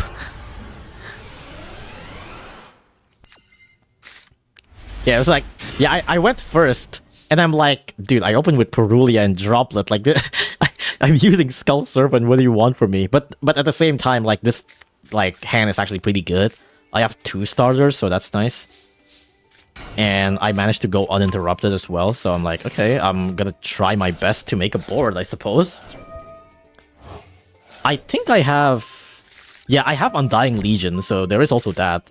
I did make Undying Legion just in case if I go into past turn 2. So, like, if I am forced to go into past turn 2, I can still make Samuel and Undying Legion. Samuel is basically a monster negate. Samuel and Legion can, like, just absorb a monster. So I can do that. So it's kind of funny that, like, you can actually combo off, like, pretty long with Skull Servant, all things considered. King! Mill. And you see what I milled? I milled Chiran. We start success. Hell yeah. This is how I know I'm going to survive the next turn. Then I make Samuel. I think I fucked up somewhere here, I think. I forgot. I forgot what I did. Oh, yeah. I make Pilgrim Reaper because I'm like, okay, I want to see what deck they're running. Like, I just want to see what deck they're running. So I'm like, I don't actually need the Mill 5. If anything, it's probably better if I run Pumpkin. But I just want to see what I want to prepare for. So like, okay, Mill 5, and it's just like Dark Hole, Lightning Storm. I'm like, oh.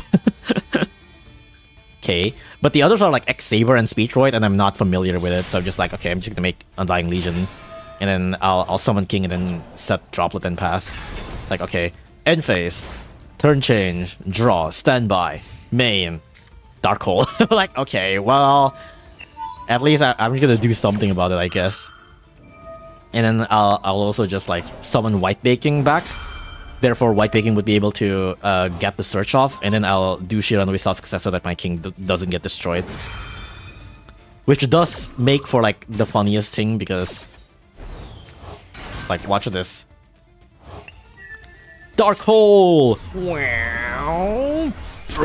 And King is still here. Pure aura, dude. Pure aura, King is just there. He's alive and he's well.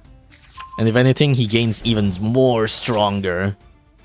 And I make Pumpkin summon Reverie. And then a second Dark Hole, I'm like, okay, dude. You have... I milled the first Dark Hole, and then they have like 2 more Dark Hole in their hand. You know what's fucked up? That Dark Hole was the first card that I milled, meaning that if I didn't do Pilgrim Reaper, they would have 3 Dark Holes in hand. They would have 3 Dark Holes in hand, which is crazy. It's like another Dark Hole. I'm like, okay, well, my king is still there. And then they just make Typhon. And they're like, no, you can't do that, dude. It's unaffected.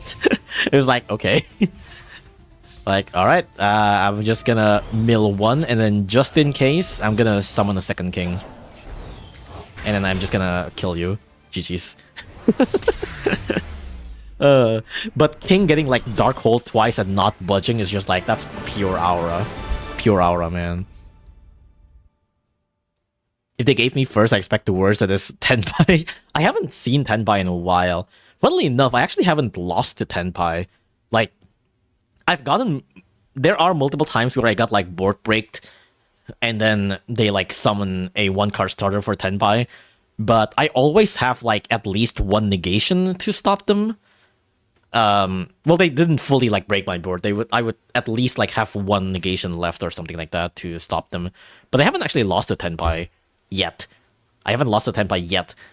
It's always like they summon one, they go to battle phase, they try to activate something, and then I negate them, and then they pass. So I've not actually seen what Tenpai can do. Is Ripple Bird the rank 1 floodgate you can play? I think I've heard about that.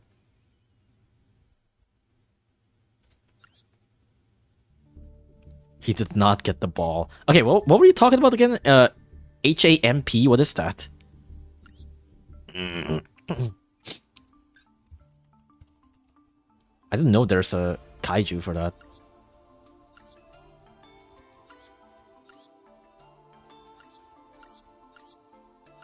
Is it just called HAMP, or...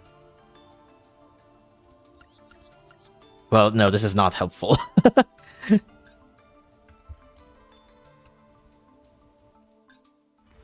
Oh, wait, this one?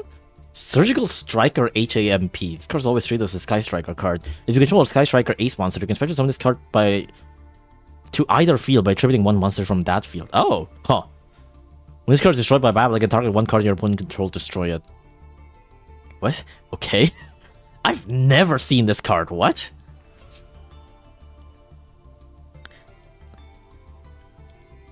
Yeah, I've never seen this card. I wouldn't be surprised if like anyone gets caught off guard by this. I've never seen this card in my life. Kikinagashi Fusho is the one that I'm thinking. Oh yeah, no. I mean that's one. That's not exactly a floodgate though, right? Like it's just an unaffected guy.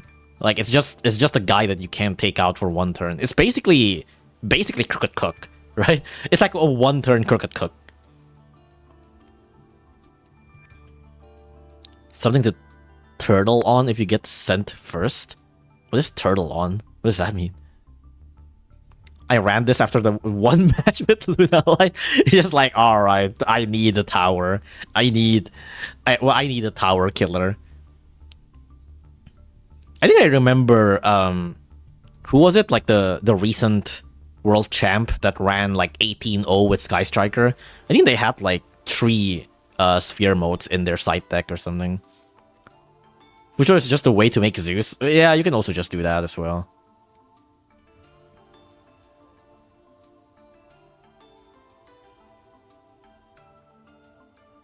Not die? Well, yeah, that's basically the point.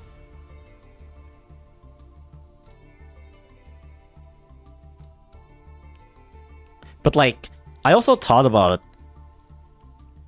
I think the funny thing about... I think I made... I don't remember if it's still there, but... On... Which deck was it? I'm trying to think of which one it is. It might actually be this one. Was it this one? No, it might be another deck that I was experimenting on. Is it this one? No, maybe I already took it out, but I actually put like Gameciel in some of my tournament random decks purely because Gameciel is an Aqua. Well, I mean, not purely because it's a Kaiju as well, but you know, it's the same thing with Purulia as well. It's like, yeah, Purulia is technically not super good, but it is also an Aqua that replaces itself and also just like lets you fuse into Kid Colossus. Dude, speaking of Charmies, that reminds me, there was a... Okay, I could just show the tweet, actually. I tweeted about this, but there was a recent duel that I had where they summoned Radiant Typhoons, and I'm like, okay, Radiant Typhoon, I can deal with that. But then I have Fua. I have Fua in hand, right? And they summon some Radiant Typhoon cards, and I'm like, I guess Radiant Typhoon don't really summon from deck that much, so this might not really get me that much draw, but like, whatever. I'm just gonna Fua anyways, right? So after they summon 2, I know that like they can get into a Link 2, and I'm like, okay, I'm just gonna activate Fua. And then they called by it, and I'm like, huh. I don't think... I feel like they could probably, like, still play under Fua, right? Yeah, so at that point I was like kind of questioning their cult buy because I'm like, I feel like you can play under Fua with Radiant Typhoon that you don't really need to like cult buy a Fua. It might be better to just save it for the next turn. And then you know what they did afterwards? Radiant Typhoon Eldam, Radiant Typhoon Swen, make Cherubini activate, send Malice P Dormouse. I'm like, oh my god, dude. No, dude. That's why they caught by my Fua, dude. Ugh. And then they make Lizardos. And then the rest is history. Oh man. God damn it, man. 2 level 3 can do anything in the game. Fucked up, dude. Either rat or the other rat. I feel like if they do Zodiac, that would usually be the first thing that they summon. But that was not the first thing that they summoned, so I was just like, okay, they might not have like Zodiac in hand, so maybe it's like I still didn't really understand why they negate the Fua. And then they send Dormouse and I'm like, oh, that's why. Of course, I did not win this. They made a full ass board with Malice. Can't win that.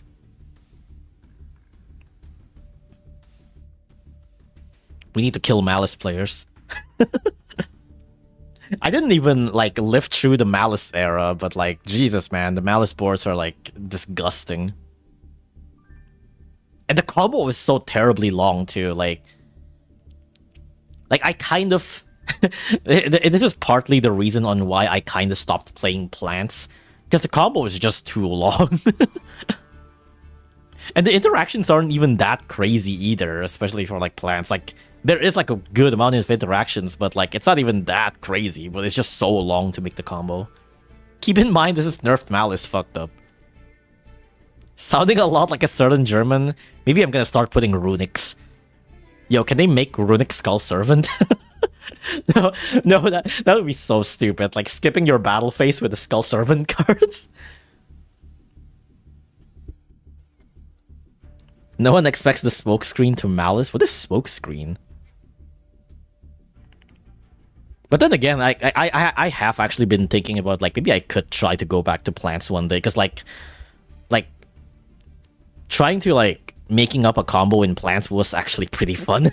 But playing them online, it do be like sometimes the opponent Fua and it's just game over. Or the opponent ashes once and it's game over as well. Unexpected bridge to a certain engine, that's smoke screen. Oh, right, I remember now. Wasn't it something like there was some points where people would just run like a huge amount of like other engines in like the side deck. Like they don't side deck non-engines, instead they side deck like a whole ass package of engines, so that when it comes to like game 2, they just put in like a bunch of cards that like it's a that makes it like a completely different deck. Is plants Predaplants? No, plants is like Loci plants. Please, something tier winning is a lot of fun. What do you mean? I have Tearlaments. I have Tearlament cards in my Skull Servant. That's meta, right? I mean, I have the branded deck, but like it's just so tiring, man. And also like I could make the branded deck better, but like okay, I mean, then again, I did have this idea of this one, where I'm like, okay, what if I make like a blind going second Tearlament branded deck instead? Like that could also be funny. And by that I mean like putting 3/5 manas to make like a turn 0 place. But I don't have 5 mana, so. But like I thought about like it could be funny to make like a blind going second, like Tearlament Dracotail branded deck or something. The amount of URs, that's what I'm saying! That's what I mean! I don't have all these URs. I don't have all these URs, man.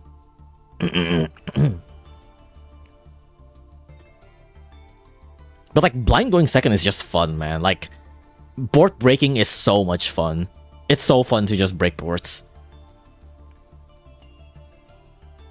Is there even like any good meta decks nowadays that you can actually make as a blind going second deck? I don't feel like there is.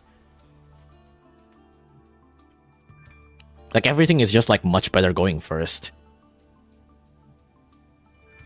But like going second is just fun, man. Going second is fun. Like people setting up like 15 minutes of combos and then you just breaking it with like one droplet. That's fun, man. That's peak. Sky Striker. Oh yeah, I guess so. I guess Sky Striker. I guess Sky Striker does look pretty cool.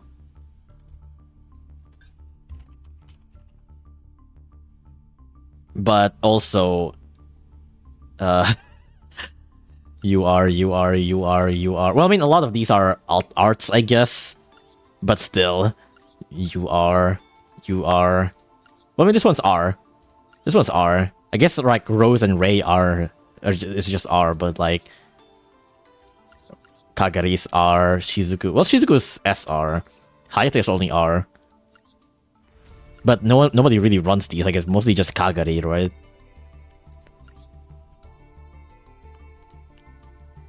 Then there's Lemniscate and Linkage. 3 Linkage, 3 Engage. I don't know how many cards they run for Linkage and Lemniscate actually. Lemniscate is a really good card.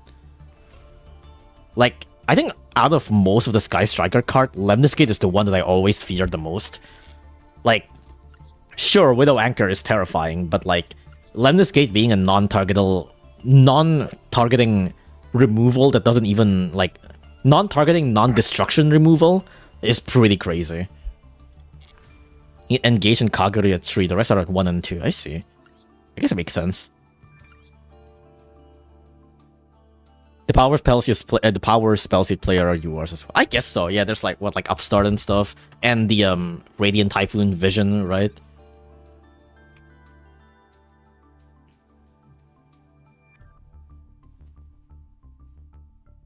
Yeah, Vision's also a UR.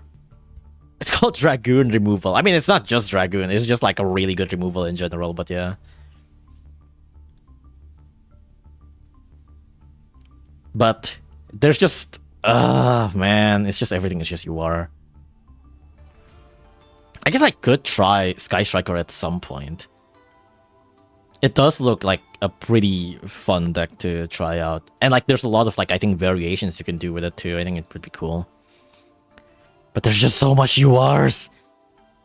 Sky Striker brings so much terrible memories. I remember putting them just to get like 5 Final Sigma. Is that the Mat Mech? I don't think I fought Mat Mech ever. This card also recycles so you can grind games too, yeah. There's a match where Odeon player banished all my Engage and I still won. That's crazy. Wait, how does Odeon... I don't remember what Odeon card can like banish from graveyard. One Blinkful UR deck will be much better than 3.5 completed almost competitive decks. Man, but I want to try other decks. Well, I mean, I guess Sky Striker is also another deck, but I want it. Man. The new Solemn Trap? Oh, right. There was a new Solemn Trap.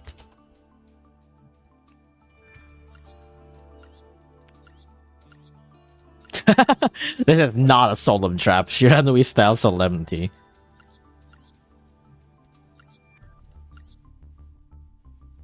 Right, yeah, this one. Right, Solemn Accusation. Just make slops, just combine everything into one. Yeah, let's make a Sky Striker Tearlament branded Draco Tail. Mixing fusion and links. With Elf Note cards. Let's make a branded Tearlament Cool Tune Sky Striker. Surely nothing will go wrong. Surely me putting cards in the main monster zone will not just shut down half of my deck.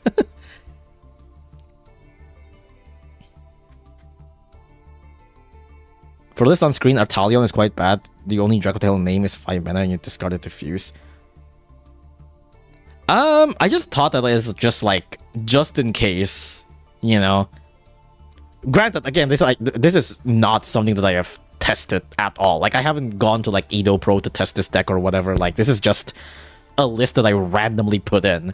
Like, of course, like if I ever get to actually test it out, then I can probably get like a better feel to know like what should go in and what should go out. But this is just me like basically dumping cards. This is basically just me dumping cards in.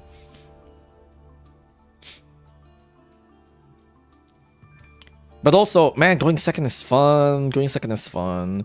Like, when I go to my locals, it's also just kind of funny, like, whenever I go into my locals, and then, like, I do a die roll, and then I win the die roll, and then I say I'm going second. Like, every single time, well, not every single time, because now some of them already knows that I'm running Skull Servant. But anytime I'm fighting someone that haven't fought me before in the locals, they're always like, what? They're always just, like, kind of shocked. And it's also funny because like I also have like 0 hand traps essentially in my deck.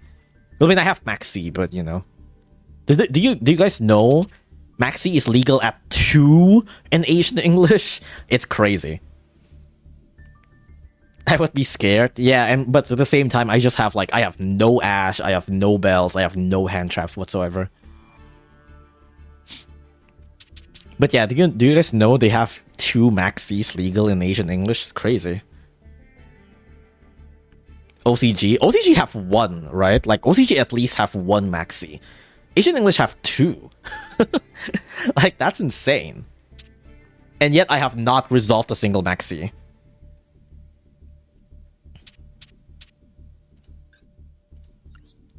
They decide Heat Wave for locals if you think they're making you go first. Which one is Heat Wave? Is it the one that like you can't activate spell or something? Neither player can normal or special summon affect monsters until your next draw phase. No, I think it's I mean, like I said, I do technically have Samuel and Legion. I have Samuel and Legion in my Asian English deck as well right now. So like I do have like a contingency plan, basically, if I go first, where it's like I wouldn't make like an amazing board, but at the very least I have something, you know. I remember Blue Eyes OTK does run. What the fuck? What do you mean Blue Eyes OTK?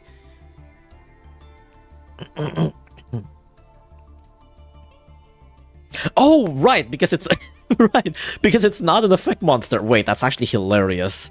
That's actually really funny. So like you go first, and then you just like neither player can normal or special summon effect monster, and then you just special summon 3 Blue Eyes. You see the vision. That's actually really funny. I mean, they can still like set stuff, right? So I thought Asian English use OCG ban list. They don't. No, they don't. They have different ban list. Asian English have like different cards entirely. Like a lot of cards that are not, a lot of cards that are in the OCG or even in the TCG are not even in Asian English. I think I already talked about this before, but basically, the entirety of Trap Tricks doesn't exist in Asian English, except for specifically Rafflesia. Rafflesia is the only Trap Tricks monster that exists in Asian English. Also, stuff like Tearlament as well. Like, in Asian English, none of the Tearlament cards are limited or banned. Everything is at 3. But the only Tearlament cards that exist in Asian English is Shiren, Halfness, and Merly. Oh, and PPP. So you have Merly at 3, Halfness at 3, Shiren at 3, PPP at 3, but none of the other cards exist. Like, they just straight up don't exist. There's no Rhino Heart, there's no Kaleido Heart, there's no Rule Kalos, there's no Kid Kalos, none of the spells and traps exist, but there's only the 3 girls and the field spell, and they're all at 3. It was niche and stuff like Memento. If you draw, you just get to go first with a battle phase. Wait, what do you mean by that? Oh, well, I mean, wouldn't you be able to do that with like a lot of decks technically? Like if you go first, you summon that, and then you basically just like stop your opponent from playing for one turn. They're just focusing on the new archetype then, I guess that makes sense. I don't really understand, because like some of the new cards aren't here, but some of the new cards are also here. Like Pumpkin is here. Pumpkin is in Ancient English. I do have Pumpkin cards. Weirdly enough, like, okay, I think Pumpkin the Great Ghost King technically is in Asian English, but when I go online and try to buy the Asian English card for Pumpkin, nobody sells it for some reason. No fusions. Yeah, none of the tier 1 fusions are in Asian English. It's just the 3 girls. You don't even have Rhino Heart. But like, I get you can technically go into like, you know, Mud Dragon or like Fata Drachna and stuff. Fata Drachna is in Asian English. But yeah, it's weird. Like a lot of the older archetypes aren't here. I think I tried to look into what was it? I think like several of the zombie cards aren't here as well. Like I think Algol Mazera isn't here.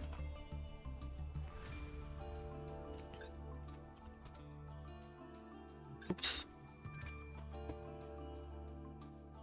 Yeah, I think Algol Mazera isn't in Asian English for some reason. This trap card, Shiranui Style Success, is also not in Asian English. I think the entirety of Shiranui is not in Asian English as well. Like, I want to put this card in my deck, but it just doesn't exist in Asian English. I just look at Asian English ban list. Why is Hulk legal? Dude, I mean, Baron is legal. Baron is legal. Maxi's at 2. Like, I think Foolish is at 2 as well. Or no, I think 1 for 1 is at 2. 1 for 1 is at 2. Like, there's a lot of questionable stuff in there. There's a lot of questionable things in there. Oh, I think Theseus doesn't exist either, which is unfortunate because there are a couple of KT players in my local. Like there was a couple of times where KT players fight against me and they look at my hand and I have Super Poly, and they were like, "Uh-oh, that's terrifying." And I'm just like, "Dude, Sea Monster of Theseus isn't in Asian English. You're fine. You're good, dude. Like, you would be fine. I think you're gonna be fine."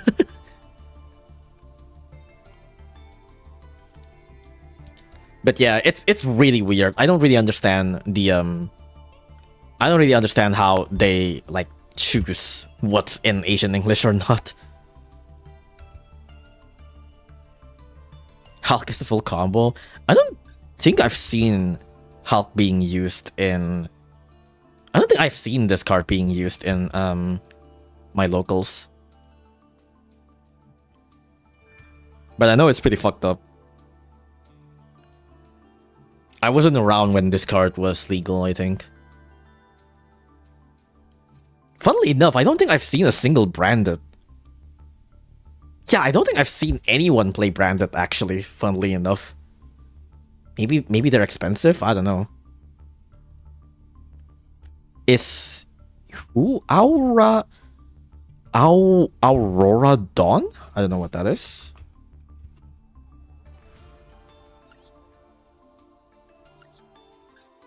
Aurora Dawn? Mecha Phantom Beast Aurora Dawn? Let me look. I mean, I can just check. I think DB Yu-Gi-Oh! Have this, like, the information on whether it's in Asian English or not. Aurora Dawn. Yeah, it's in Asian English.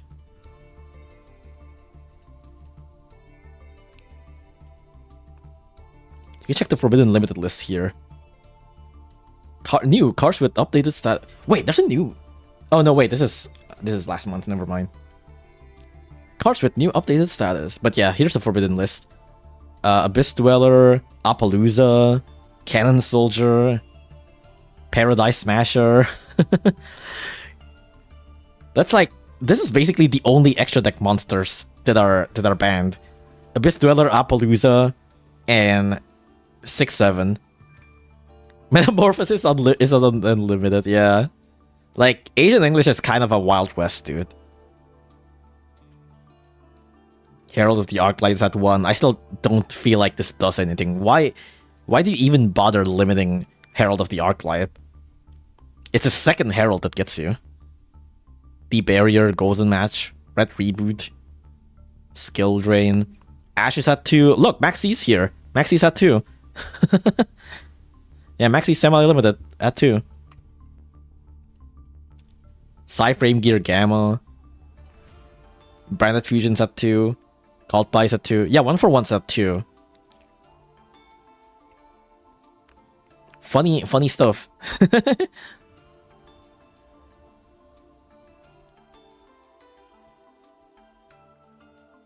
Fiendsmith's Engraver at 2. Ice Ryzeals at 2. Snatchy is here as well. Cupsy Yummy, Magnamut, X Ryzeal. Malice, Sword Ryzeal. But yeah, it's kind of a Wild West. And I thought Master Duel ban list is bad. Yeah, Asian English is pretty terrifying. Why is Red Ransom not banned? Yeah, it's not here. Red Ransom. Yep, it's here. It's at 3. It's in Asian English and it's at 3. Hell yeah. I don't think I've fought a Malice deck.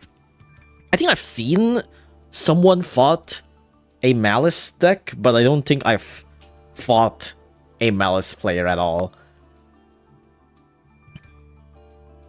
But yeah, it's the Wild West for sure here. And I'm out here still using my Skull Servant Pumpkin deck, by the way. But hey, even with that, I managed to still, like, not completely lose, you know? So that's a good thing. Like, I haven't gone to my locals ever since I added more pumpkin cards. And yet, like, I actually was able to win against a decent amount of players. I didn't get like a positive win rate, but I mostly draw against most of them. So hey, that's good. That's a pretty good win rate, all things considered.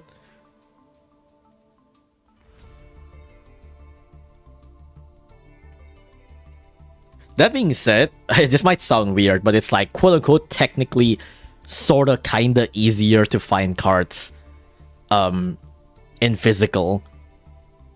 Well, I mean, not really. I pay real money, but I feel like it's technically more worth than spending money in Master Duel, you know? And like certain cards are like much cheaper as well. Like I'm pretty sure Delta of Invitation costs like not much in real money. Also weird, but like I think Snake Hair is like more expensive than Pumpkin. When I searched it online for some reason. Ectoplasmic costs like nothing from what I remember. Of course, most of the Skull Servant cards don't really cost that much. I think the only expensive, well, quote-unquote expensive, as in like $2, Skull Servant cards are just like White Baking and King. Everything else is basically dirt cheap. The Charmies are really expensive. Charmies are like $30 or $20 or something. I don't have the Charmies. Maxi is really cheap though, because I think like Maxi is like a common card. Do you scoop when you go to time? When you go to time, no, actually, the time rules for Asian English still uses the life point, so whoever has the lower life point loses. They still use that.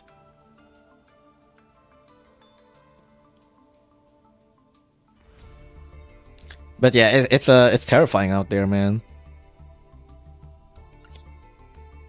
I think I don't actually have snake hair in my... Yeah, I don't think I have snake hair in my Asian English deck. Because, well, I mean, I can buy it, but I think it's, like, fine enough. Like, snake hair just searches for ectoplasmic, ectoplasmic searches pumpkin anyway, and I think I already have, like, 3 pumpkin and 3 ectoplasmic. It sure is hella different. It's, yeah... It does kind of make me wonder, like, how it feels to play on OCG. It feels like it would be much healthier.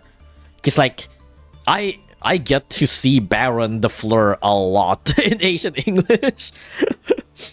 Like, I've seen elf notes and... I've seen many elf notes, and they're like, elf notes and Predaplants that always ends on, like, Baron and, like, Clearwing Synchro or whatever. Well, I mean, Clearwing's not, like, banned or anything, I think, right? Like, just normally. Which one was it? Crystal Clearwing? I don't remember which one is it. It's one of these. I don't remember which one is used usually. Well, I think it's this one. Crystal Clearwing? No, wait, I think it's this one. Clearwing Synchro? Yeah, I think it's this one that's usually used. This isn't, like, limited or anything, right? Yeah, no, this is still fine. But, like, every time I fight Predaplants, they always end with this and... what else they usually end with? I think there's, like, one more wind monster that they end with. That I don't remember which one is it. All Clearwings are not banned, right? I remember they always end on, like, 2 wind monsters because I remember I managed to super poly them. It's the level 8? Level 8? Supreme King? You destroy... No, I don't think I've seen this one. Not this one. What's it called? I think it's a... Was it a fusion? It might be a fusion. I don't remember. But it's a wind monster. Blazar?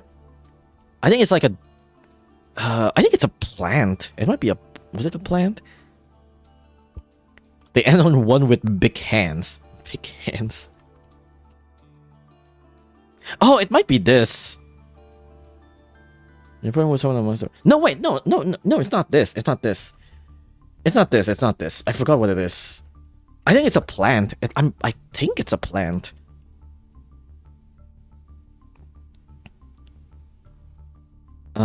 Was it a synchro or a fusion? I forgot. Plant. Where the fuck is plant? There we go. No, this is definitely not it. I guess maybe it's not a plant, I don't know. It's a level 8 synchro? It might be.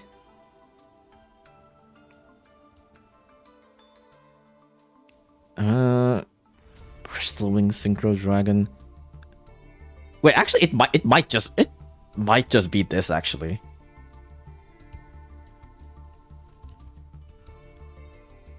Yeah, no, I think it's this. I think it's this. Yeah, it's Crystal Wing. Yeah, Crystal Wing Synchro Dragon. Yeah. Yeah, I think it's these two. I remember them ending on 2 wins because I super polyed them.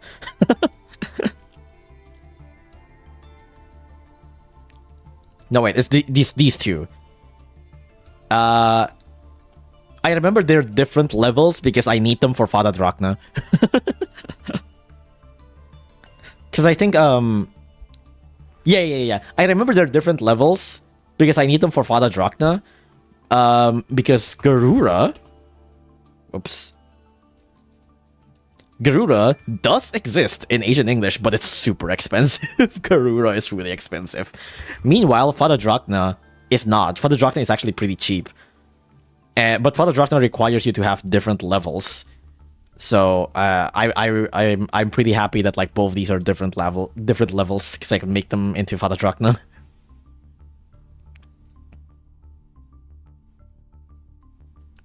I still wonder why I don't think I've seen anyone use branded in my locals. I think I've seen someone play Draco Tail, but I think it's pure Draco Tail. He does have big hands. He does have pretty big hands. This one have small hands, small aura. This one have big hands, big aura. Oh, let me get a drink.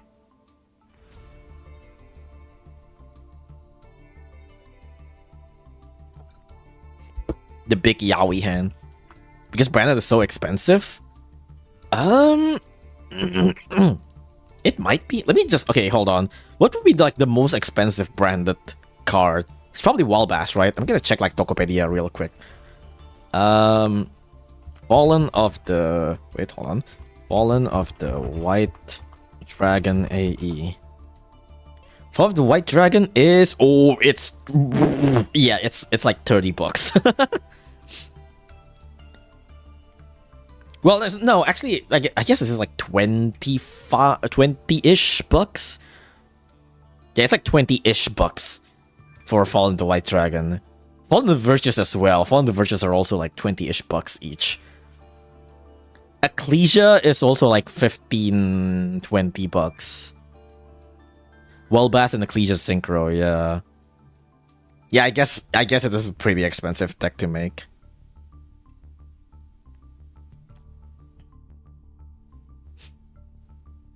I still remember when Crystal Wing was the same thing every deck was making. Generic, easy to make Omni Negate, huh? It'd be like that. It's one of those things where it's like... I think like making certain generic things are fine, and I think generic things can be cool. But when your generic thing is just an Omni Negate, it's just kind of like... It's just kind of like an eye roller, you know? It's like I get why people would like kind of like eye roll on like Fiendsmith and stuff if they just end with like Caesar, right? But Fiendsmith can be so much more than Caesar, and I think that's what makes Fiendsmith like potentially cool. But if you put Fiendsmith just to make Caesar, then yeah, it is kind of like lame. Anything for a quick effect negate, yeah. In Australia, it's 100 for a copy of Walbass. I mean, it depends on like what format is it, right? Well, not format. I assume you mean like in OCG or something, right? Because in Asian English, it is different. Like a lot of the cards are like different price. Because like some cards in OCG might be like a secret rare or whatever, but then in Asian English, it might just be a common thing. Or the other way around as well. Like I've seen a lot of like OCG or TCG cards that are cheap, but in Asian English, it's like really expensive because it's like super rare. Is the new level 10 elf notes in Asian English? Which one is that?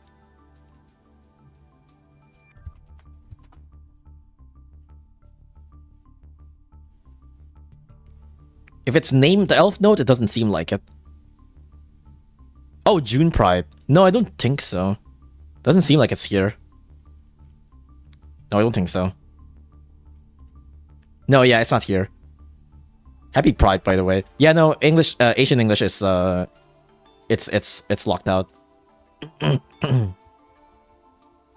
Garuda is very cheap for us. Yeah, that's why it's weird. Do people play with Japanese cards before AE in there? I don't know. I've only just played recently. They do play OCG every... So basically the way the locals work is that they play every Wednesday, but they always rotate between OCG and Asian English. So like this week it was Asian English, but I couldn't join because I had something to do. Next week it's gonna be JP, and then next week it's gonna be Asian English. Next week it's gonna be JP, and next week it's gonna be Asian English. You can play JP with Asian English cards. I never tried it. But you cannot play Asian English with JP cards. They use this in level 10 instead of Baron, which is much more interesting. When this card's in the center main monster, neither can declare attacks except with monsters with their center main monster zone. During the main phase, if this card is in the center main monster zone, you can return this card to the extra deck with these special summon up to one elf note monster each from your hand, deck, or graveyard. Ooh, I see. Yeah, that is pretty scary. That's pretty terrifying, actually, yeah. The reason it's so expensive in English because they often print them as common or rare in the OCG and then find out it's busted and then print them as UR in English to make money off of them. Yeah. Gonna dip now. Thank you for sticking around. See ya. Happened with Dragon Rulers? I see. It's gotta be like some ungodly expensive decks. I wonder what else that happened to. Brilliant Fusion? Brilliant Fusion was cheap? Wait, that's hilarious, actually. Was Brilliant Fusion back then used for anything else aside from just Tearlaments? Because, like, the only reason why I even know Brilliant Fusion exists was because of Tearlament. Summon 3 Elf Notes, 1 Hand Rip, 1 Monster Bounce, 1 Spell Trap Bounce, 1 Omni. It is, like... definitely much more interesting. It is like more terrifying too.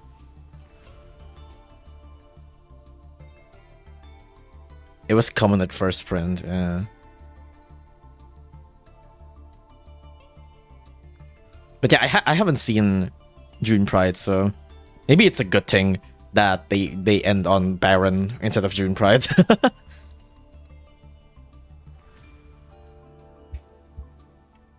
I think one of my, like, I wouldn't say gripe, like, what's the word? Like, one of the things I kind of fear when it comes to Elf Notes, whenever I go second, obviously the Omni negates, but I think, Elf Notes are also really hard to super poly. Because, like, a lot of them are just different attributes, right? If they make Baron, and they have, Regina, if they summon Regina at any point, then I can super poly into Regina and Baron. But a lot of the times, by the time they summon Regina, they would probably already use the Baron negate anyway, so like it doesn't even matter, you know.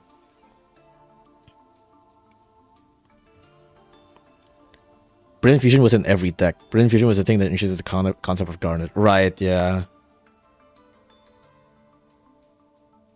But like, what do people really use Brilliant Fusion for then? Right? Is it just to dump? It's just to dump cards, right? Essentially. But also, I don't like. I get that. People say that like Gem Knight Garnet is like the best thing or something. Extra normal summon. Oh, so they literally just like fuse into the Gem Knight fusion that...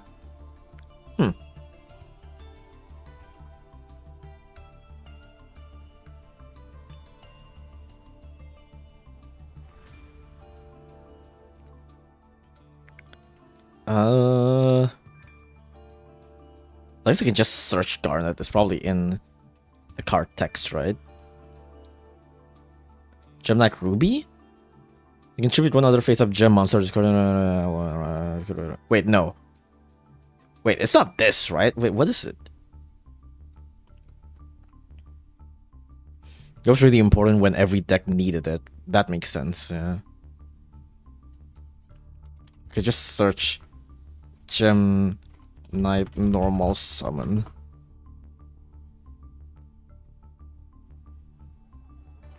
Oh, this one? Gem Knight Seraphine Knight?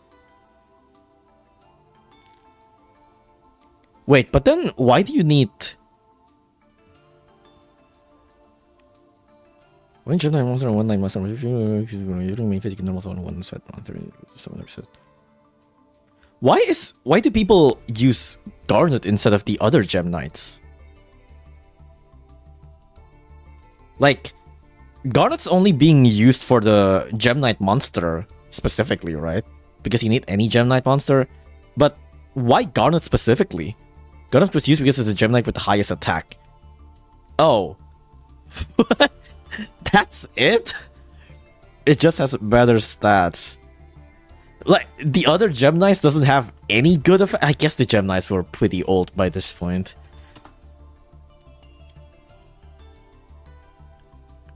Like, the other Gem Knights effects just doesn't matter at all.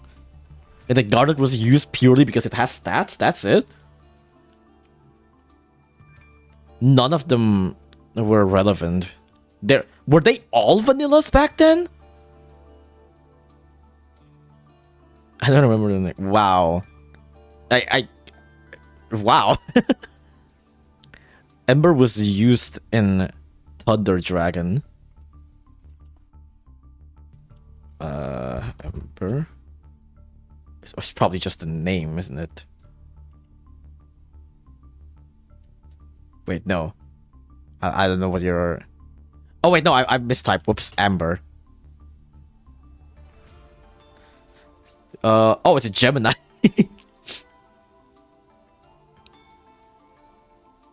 I see.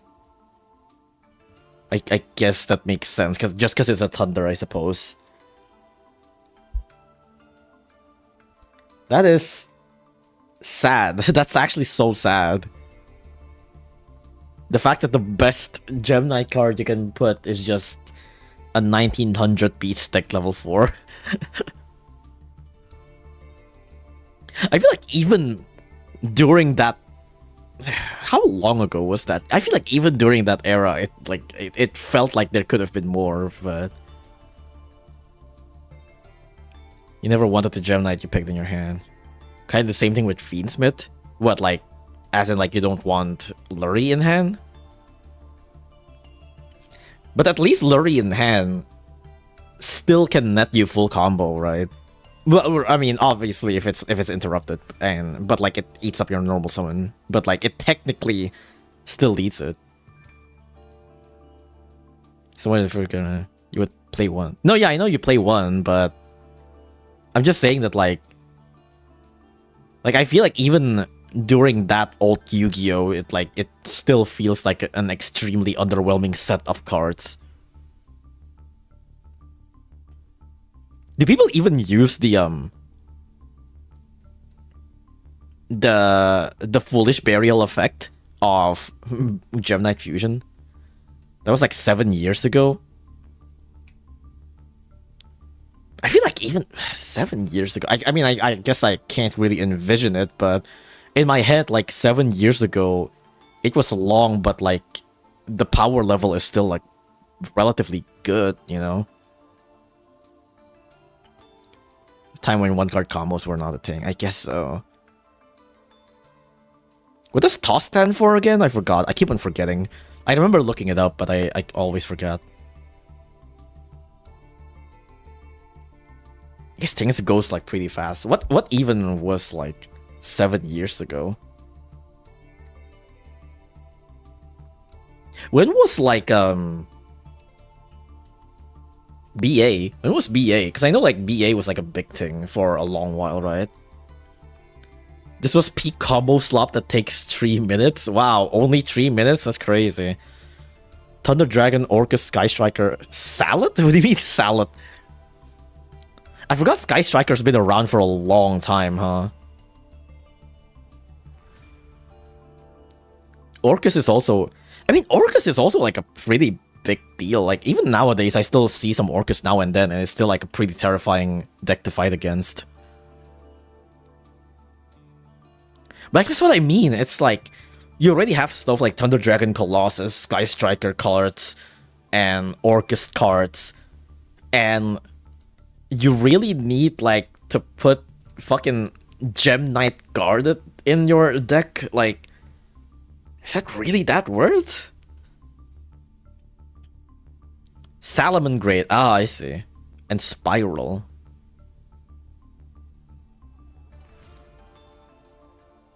I also haven't seen any Spiral. I've heard people say terrifying things about Spiral. I've never seen that in action. You wanted it normal. That's crazy. Why not just... Okay. Okay. This might sound crazy, but... if you're putting in, like, a bunch of Brilliant Fusions and a Garnet just for an extra normal summon, why not just run double summon? I mean, I guess Brilliant Fusion is also an extra body, I guess, but... like... just run double summon, dude.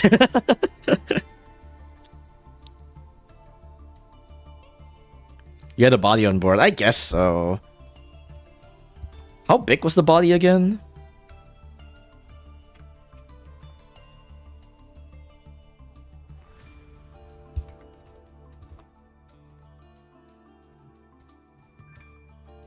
$2,300. I guess that's pretty good. I guess there's a body on board and a foolish if you need it. But like, wow, people are really desperate, huh? It was a level 5 fusion monster. I guess so. But you need a space in the extra deck, you need to put a Garnet. Oh, it became a 0/0. Right, yeah. It became a 0/0 because of Brilliant Fusion, right. So it's just a body. It's just a level 5 0/0 body. I don't know, man. Like, you can still run double summon. The extra deck was loose, so you can put anything there. I guess so. Yeah, I guess back then the extra deck would be loose. There wasn't that much like good generic extra deck cards, I suppose, like SP and Zeus and Typhon or whatever. You needed to devote 5 spot for engine. Wow. Playing branded nowadays be like, oh, I can't even put like my entire archetype's fusion monster materials in there. Needed like 30 spots just to put like branded fusion monsters.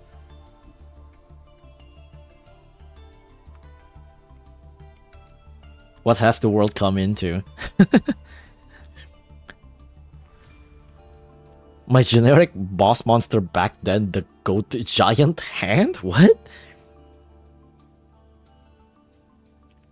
2 slots just for FNV? What, Fallen Versus? Wait, what?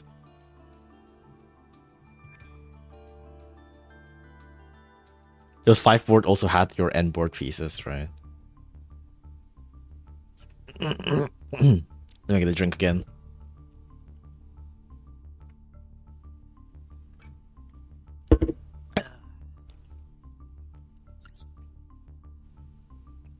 Man, I kind of want to play another game. But I also want to review the raw cards. You remember, this was a time when Change of Heart would still be broken as shit.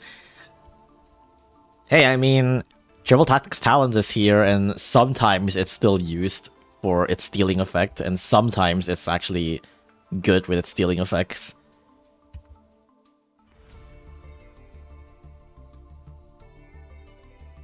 Okay, I still want to talk a little bit more, but I also want to like, you know what? I'm gonna do like just a quick solo mode. You know when I'm testing solo mode stuff, I think like this bot might actually be a little bit scarier than the ones that I usually fight against. This Fire King deck is actually a little bit scary. Also, the Fire King deck, I just remembered when I fought the Fire King cards, the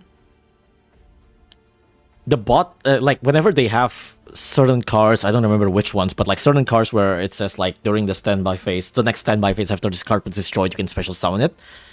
Like there were multiple cards that are like that, and for a while I've always thought that like, oh, the bot just randomly decide to not activate it, randomly decide to not activate multiple of it.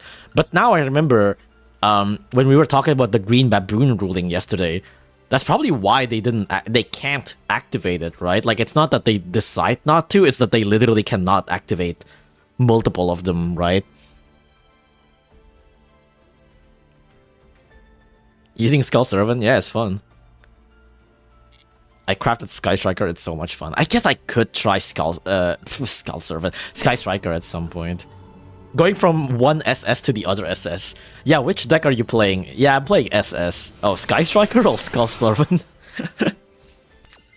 What if I can somehow just make a Skull Servant Sky Striker deck? Yo, Fire Formation 10k. Skull Striker Sky Servant? Playing Sword and Shield. Honestly, Fire King also looks like a pretty fun deck. Like, it's a pretty resilient looking deck. This combo, they're going off with the combo. Oh, nice Fua. End phase. I'm gonna Dark Hole this. Actually, I'm not even sure if Dark Hole is gonna be a good idea here.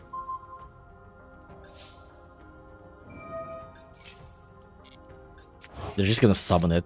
Well, actually, it's probably better to just Dark Hole now so that they don't do anything funny after that. Dark Hole. And then like 5 billion effects will trigger now. Onyx trigger. Onyx grab. Fire King Sanctuary. No, that's the only thing that triggers. Okay. Actually, I could have just dropleted them, but whatever. Curse of the Ancient Turtle. We're gonna Ash this. Nope, it's good. Well, I guess they didn't Ash my They didn't Ash my Perulia. Glow up blue. Oh my god, it's worse. It's worse. It's not Ash. It's something worse. Oh my god, dude. Fuck. I fucking hate it. I hate it here. I can't even escape Maxi even against fucking bots, dude.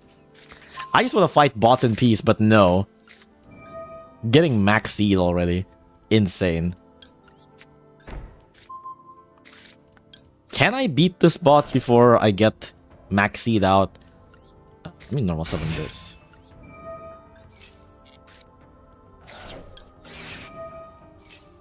Hopefully I can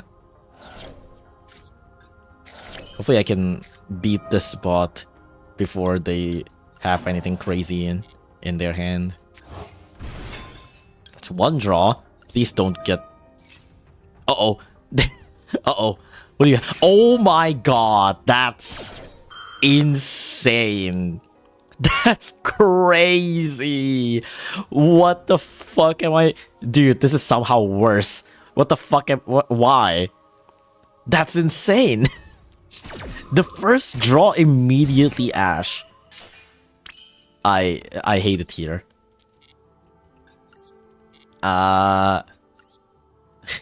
You know what? I'm not gonna give you any draw. I'm just gonna attack you.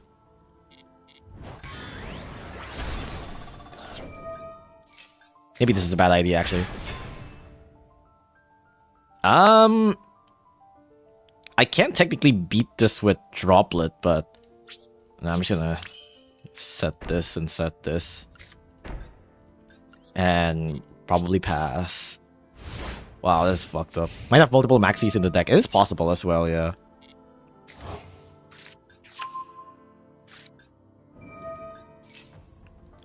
Sure.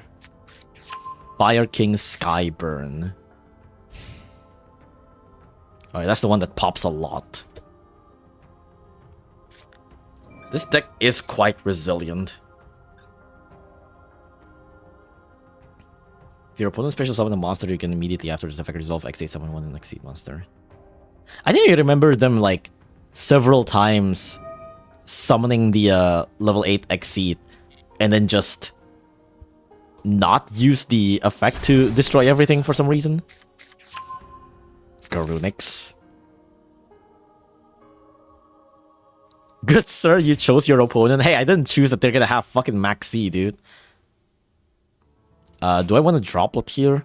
No, I think I'm just gonna let them be, actually. It's probably fine. I do have Curse of the Ancient Turtle. I could grab Moisa White, or I could grab Stare of the Snake here. No, I'm just gonna grab Moisa White. Moisa White effect. Let me grab White Reanimator. Cool. Set 1. Set 2. I'm gonna Call of the Haunted now, because I know one of them is the thing that can just pop cards immediately. Call of the Haunted. I will use... Actually, it might be better to use Snake here. To just stop them from...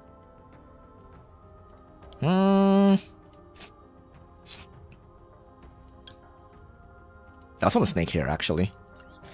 Snake here. Freeze that guy. Oh yeah.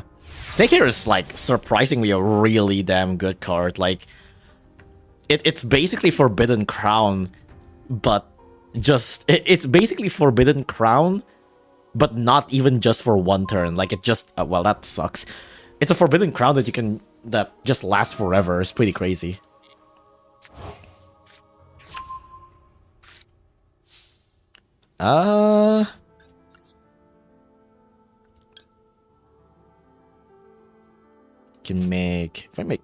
Should I make Pumpkin? Or Samuel? I think I'm gonna make Samuel first, actually.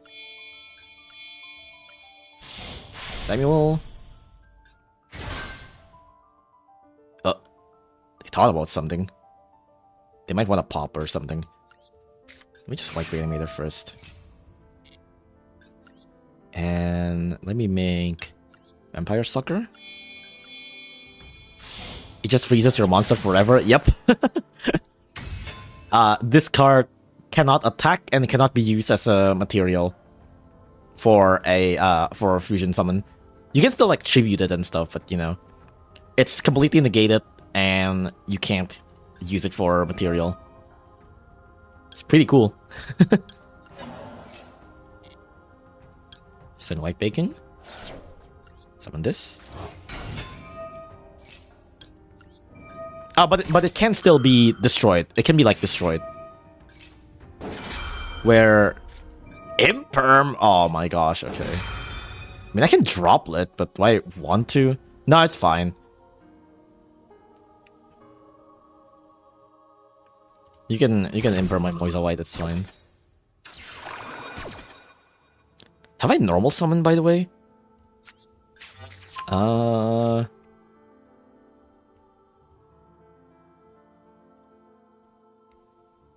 I don't think I have, right? Yeah, I don't think I have. Okay.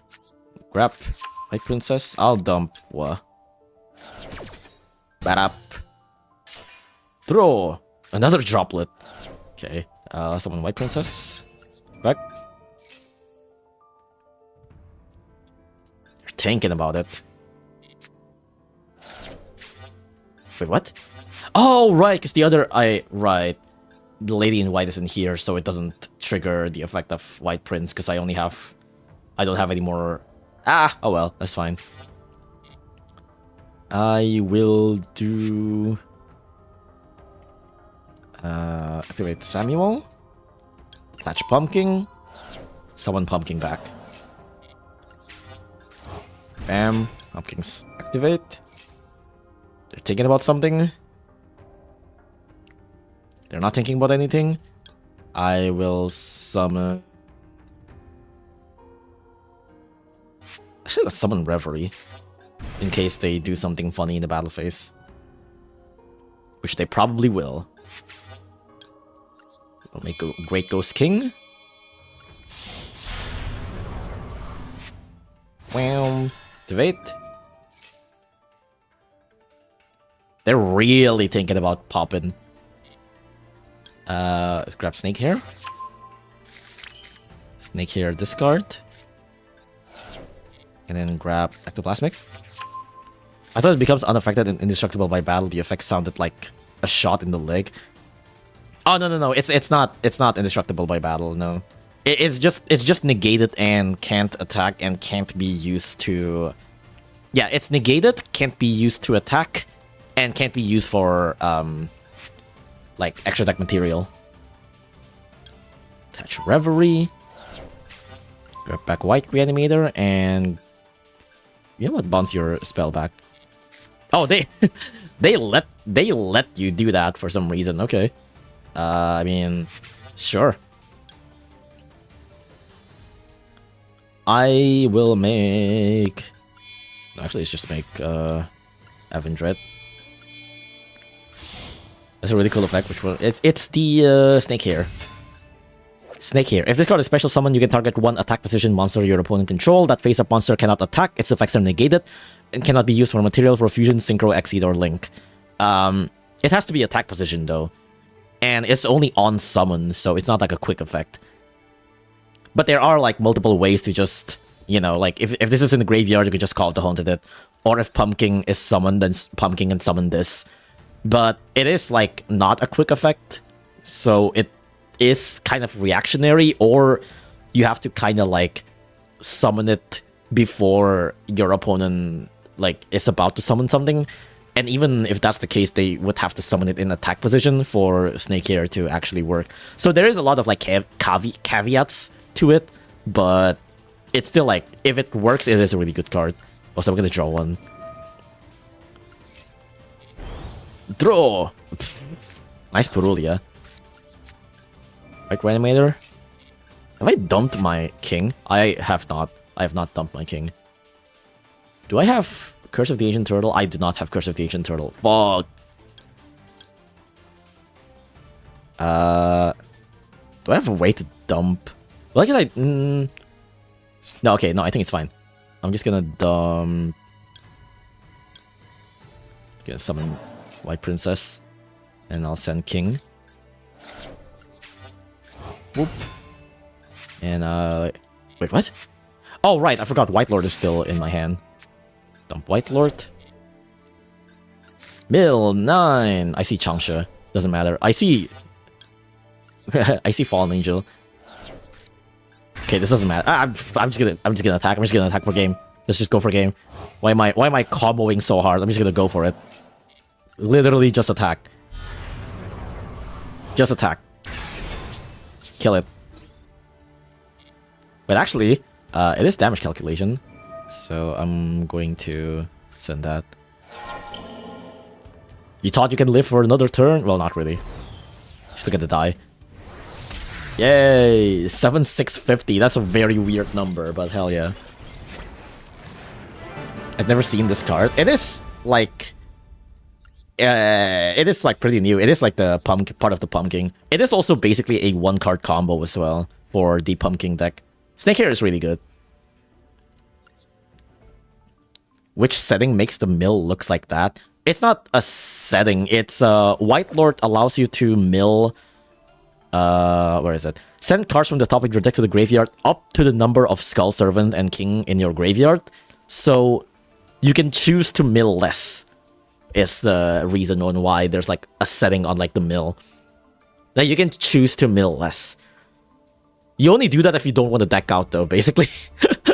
Like you only do that if you don't want to deck out, which has like happened several times. Like there's a couple of times where I only decide to mill one because I just want to put White Lord in the graveyard to activate its graveyard effect.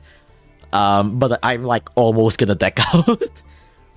Or if there's like certain cards in the deck that you want to stay in the deck, that you know that like if you're gonna mill, there's a good chance that you might mill it instead. Why is your viewer count so low? Because it's not a Battle Cat stream. Simple as that. But the mills usually goes like card by card. Your mill just goes in bunches. Card by card? Wait, what do you mean by that? I mean, it is like you can choose up to a certain number. So it's like if you have like 16 cards, like you can choose like a number between 1 and 16. So, you know. Yeah, this deck is fun.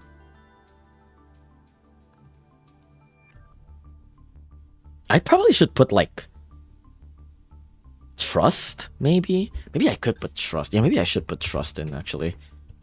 Because this is a going second, after all. By the way, I only have 2 copies of Trust.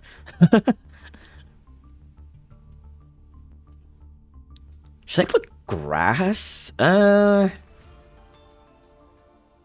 of these cards actually don't really... No, actually, Grass might still be fine, actually. Grass might still be fine. Put Grass.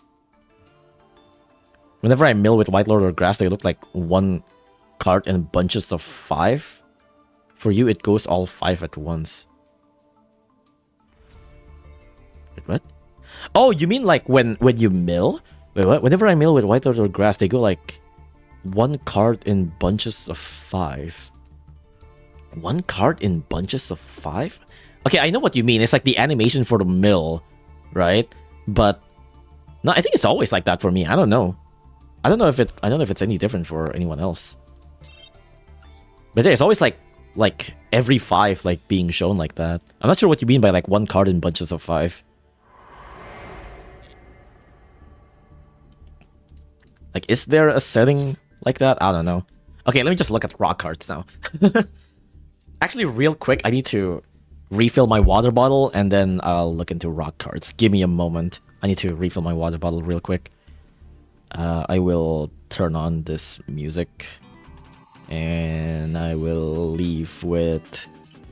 Actually, let me close Master Duel first. Where's the wrong? This one. Okay. I'm going to just grab some water and maybe also take a piss, actually.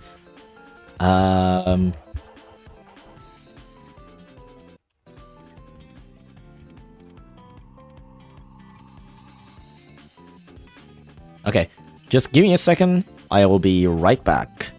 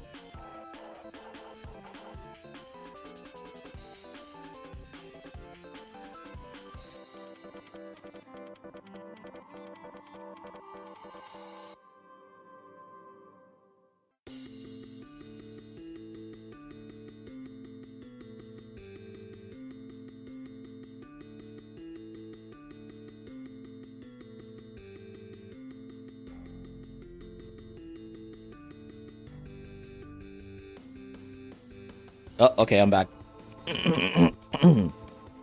There was a cockroach in the back room.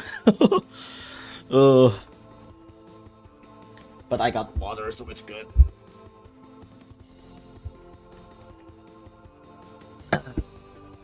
Maybe it's because I have all my graphics in max.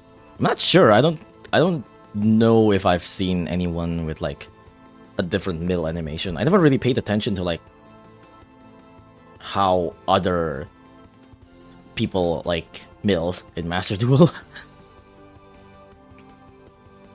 But yeah, anyways. Oh, Merrick. What is IMPH? Immortal. Oh, is it just Immortal Phoenix? I assume that's the name of the pack. But yeah, we got new Merrick cards. I've seen...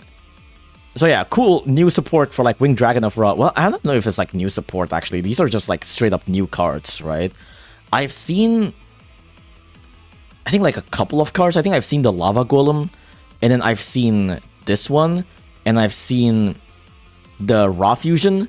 But I haven't seen anything else. I haven't seen like the main deck monster. But it is pretty cool. They remake like They retrained like Helpwemmer, Makuria, and Gilgard. Was Gilgard the original name? I forgot. And Visor Dash Shock. But I haven't actually read those. I haven't read this one either, or this one, or this one. Oh yeah, and there's also new alt art for Ra as well. That is so cool. That is so sick. Also, I haven't read this one, but I've seen the artwork and I recognize this art. This is during the Marek versus Joey. The main reason on why I very much remember this frame is because this was on the it was here. Hold on.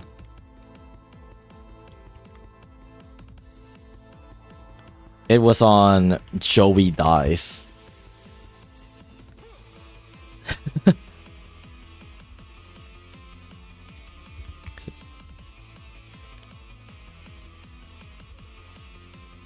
No, I want the one. I want the opening one. Ah, this one. Yeah, it's this one.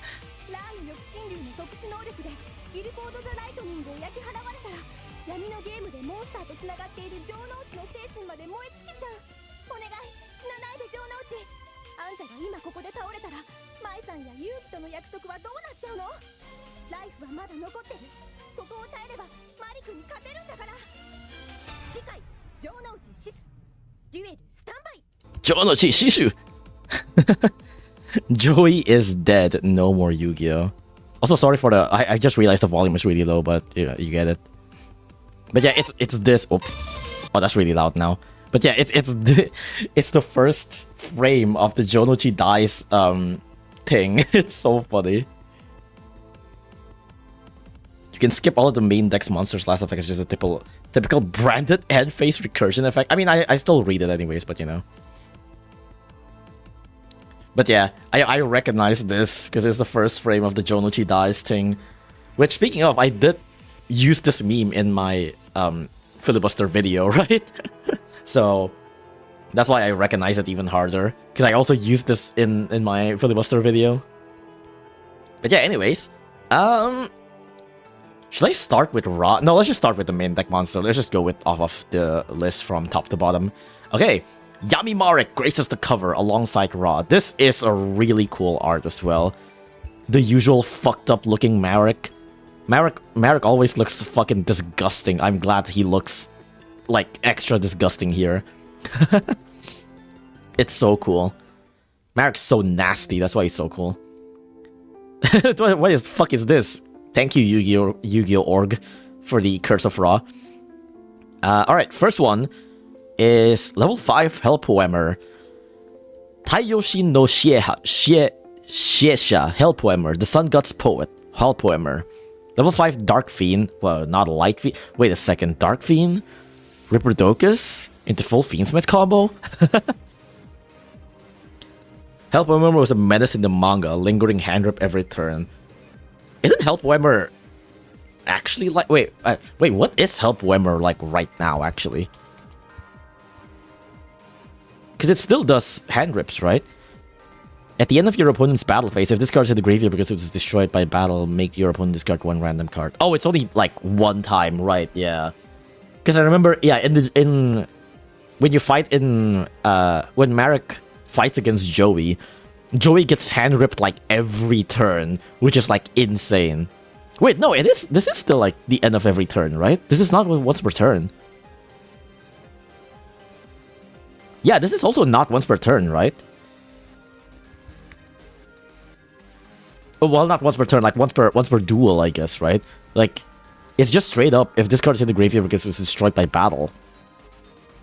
So like every end of the battle phase, it's still gonna hand rip you, right? That is pretty insane. And it stays in the graveyard too, so like it's basically like it's just lingering there. Unless you cult buy it or like DD Crow it, I guess. That's pretty crazy. Or just like, you know, use up all of your hand. But yeah, it's pretty crazy. Helpwemmer's insane. Kind of surprised that card was not like actually meta back in the day. Like back when it was like slower. But I guess you can have like a lot of ways to just kind of like, you know, not have cards in your hand that you want to hand rip or whatever.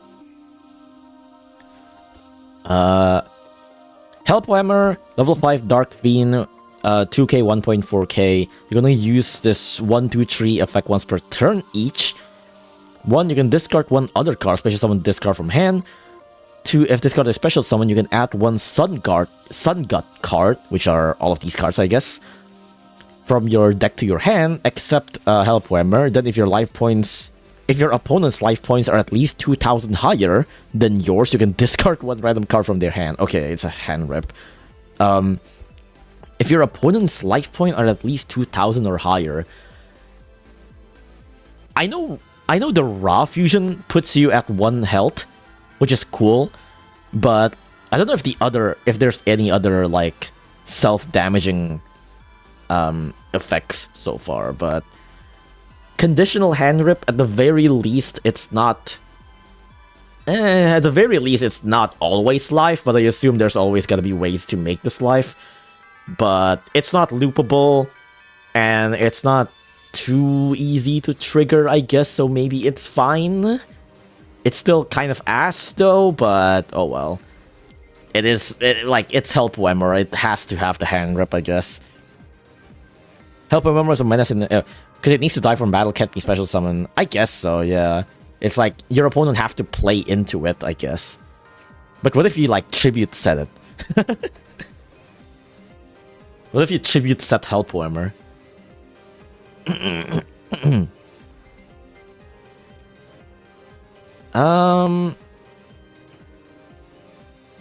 Okay. Well, so far it's just a searcher, and also potentially a hand rip. And 3, during the end phase, if the Immortal Sun God was sent to your graveyard this turn, you can add this card from your graveyard to your hand. The Immortal Sun God? Is that just... Raw? No, wait. What is Immortal Sun? Oh, this is a spell. Right. Okay. So, if the spell was sent to your graveyard, you can put this back to your hand. Okay. Branded ass fucking effect. Okay. Who battles the tribute set monster? I mean, who knows? But yeah. Next up, Taiyoshin no Shokenin Makura, the Sun God's Destructor, Makura. Level 4 Dark Warrior, 1600, 1200. You can only use 1 and 2 once per turn each. If this card is normal or special, or sent to the hand or field to the graveyard. Oh, that's interesting. So if you use this as a discard cost, this will still activate. You can set 1 Sun God spell trap in your hand or deck. If it's a quick play spell or trap, it can be activated this turn. Oh, interesting. So if you have this and this in hand, you can discard discard, summon this, and this would grab a card, this would set a spell or trap, and they can be activated that turn. That's pretty cool. And if Immortal Sun God was sent to your graveyard, you can add this card from graveyard to hand. Okay, cool. So, I guess it also mimics the Makura effect of being able to activate a trap from hand, or trap immediately the turn it was set, right? That's pretty cool. Next up, Taiyoshin no Satsuriki Gilgard, the Sun God's Terror Machine. That's kind of banger, actually. Like, this is an insane title to give someone. The Sun God's Terror Machine. That's aura, dude. That's actually aura. Like, Sun God's Destructor is, like, cool. Sun God's Poet is pretty cool. But, like, Sun God's Terror Machine, that's insane aura, dude. Gilgard, level 4 Dark Fiend, 1800, 1200. You can only use 1 to 3 once per turn each. If you control a Sun God card, you can special summon this card from hand. You can tribute this card, target one other card in either graveyard, send 1 Sun God card from your deck to your graveyard. If you do, place a targeted card at the bottom of the deck. Oh. It's not a quick effect, so you can't use it for, like, disruption, but send 1 Sun God card from your deck to your graveyard. If you do, place that targeted card at the bottom of the deck. That's pretty interesting. Shuffles 1 card back from... I guess if, like... Maybe if you have, like, multiple Helphammer or multiple Makura in the graveyard by one reason or another, and if you want it back to the deck, then I guess Gilgard can put it back. Otherwise, you can also just use it as a disruption, I suppose. Well, it's not quick effect, but like for something. And if Immortal Sun God was sent to the graveyard, you can add this card from graveyard to hand. Okay. Okay. This one doesn't seem that good, but it's something.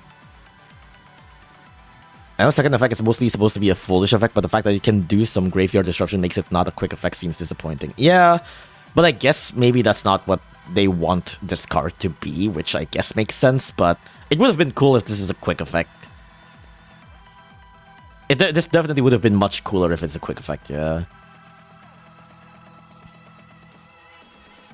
And last one. Taiyoshi no Gomonku Visor Death Shock. The Sun God's torture device. This is also insane. Like, Sun God's torture device. That's crazy, dude. Visor Death Shock. Level 4 Dark Fiend effect monster 800 1200. You can only use 1 and 3 once per turn. 2 is cannot be destroyed by battle. Okay. Oh, is that Visor Death? Is that what their original effect is? Visor Death, if this card is normal, special target one monster reborn control during your standby for the card's activation, destroy that monster. I forgot how bad this is. This card cannot be destroyed by battle while the target monster is on the field. Right, yeah. Oh yeah, there's also, I haven't checked what's it called? Gilgard? Yeah, Gilgard. What is Gilgard's original effect again? Oh, it's nothing. Gilgard was not an effect monster. I forgot about that. That's cool. Okay, back to Visor Death Shock. Gilgard is a vanilla, right? Yeah, it's just a big body vanilla, I guess. If a monster is sent to your opponent's graveyard and you control a Sun God card, even during the damage step, why do you need to specify that? Well, I mean, I guess it's... But it's a trigger effect. Trigger effect doesn't need to specify even during the damage step, right? Well, whatever. If a monster is sent to your opponent's graveyard and you control a Sun God card, even during the damage step, you can special summon this card from hand, and if you do, return one other card on the field to the hand or extra deck, and if you do, inflict 800 damage to your opponent. Oh. Interesting. It's a weird hand trap-ish thing, where I guess if a card is sent to the graveyard, you can use this to bounce. That's okay. That doesn't sound that good, but it's something. Wait, and if a monster is sent to your graveyard and you control some... Oh, right, this is from hand, right, yeah. 2 cannot be destroyed by battle, and 3, during the end phase, you can add this back to your hand. I mean, I guess it is a recursion. I guess you can... Right, okay, I can kind of see it, actually. You can use Gilgard to dump this to the graveyard, right? And therefore, at the end phase, if you've used Immortal Sun God, you can add this back to your hand, so that by the opponent's turn, if your opponent sends anything to the graveyard, sends any monster to the graveyard, you can summon this from hand and then bounce something. Oh, you know, what's kind of interesting about this one, I think, is the fact that the effect to bounce is like one effect, like special summon and then bounce, which I think is kind of good, because that means that you can't use field negation to stop this, right? Like if you have like if the opponent want to like negate it with droplet or something, then they can't, right? Because the summon and negation, summon and bounce is at the same time. That's really cool. It's a special summon effect. It needs to specify it can be used in the damage step to actually work. Oh, really? I didn't know that. I thought you would still be able to activate it like by the end of the by the end of the damage step or something, for like trigger effects. Because stuff like Curse of the Ancient Turtle activates on the damage step.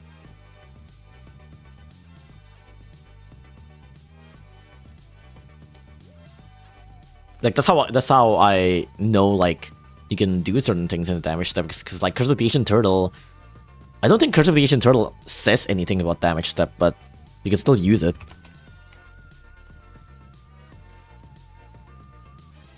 Like the second one, the second effect specifically.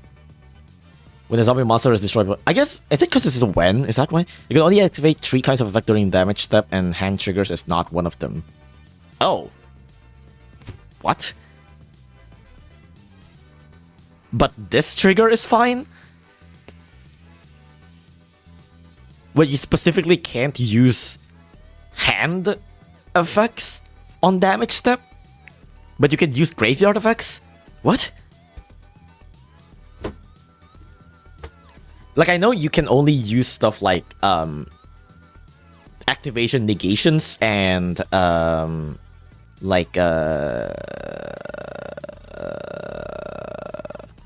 what's it called? Like, stat changing effects on damage step, right? But if it's a trigger effect, it should still activate, right? You can't ash an effect on damage step. Yeah. I mean, I know that much, but, like, that's, like, something you use to respond to something, right? But if it's an, like, a trigger effect, it should still activate in damage step, right? Not smart enough to explain damage step ruling, would be better to watch a video about it. I think I did watch, like, Coder's video about it, but I didn't fully remember everything. But I do remember that I know that, like, the thing about, like, activation negation and the effect negation actually matters in damage step, because at one point I was fighting KT and they have Zaylan, and I have Curse of the Ancient Turtle in the graveyard, and I normal summon White Baking, go to battle phase, crash my White Baking into Zaylan, and that triggers both Curse of the Ancient Turtle and White Baking, and Zaylan couldn't negate it because Zaylan negates effect instead of activation, so both my Curse of the Ancient Turtle and White Baking was able to resolve. And then everything just happens during damage step, so they couldn't respond on anything. Like, White Baking activates, I grab White Prince and White Princess, and then I dump White Prince, and then White Prince activates, and it's still on damage step.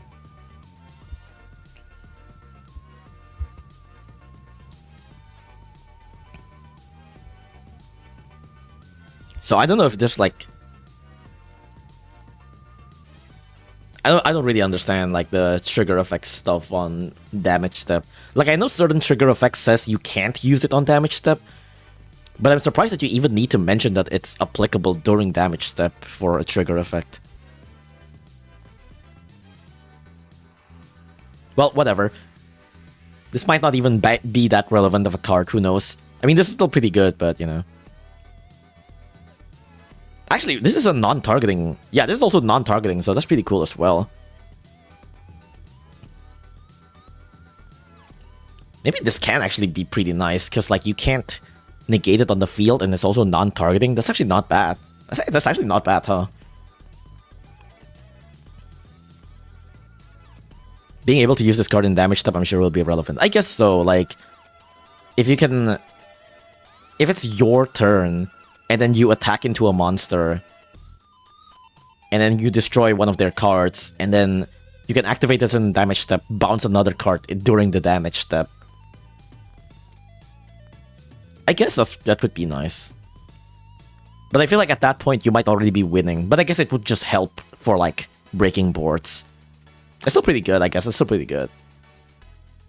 Oh my god, my throat is, like, dying, bro. Let me get a drink.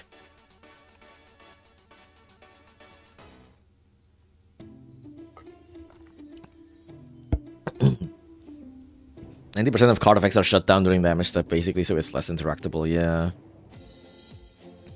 That's why I really like White Princess. Because White Princess is applicable during damage step. It's so good. Okay.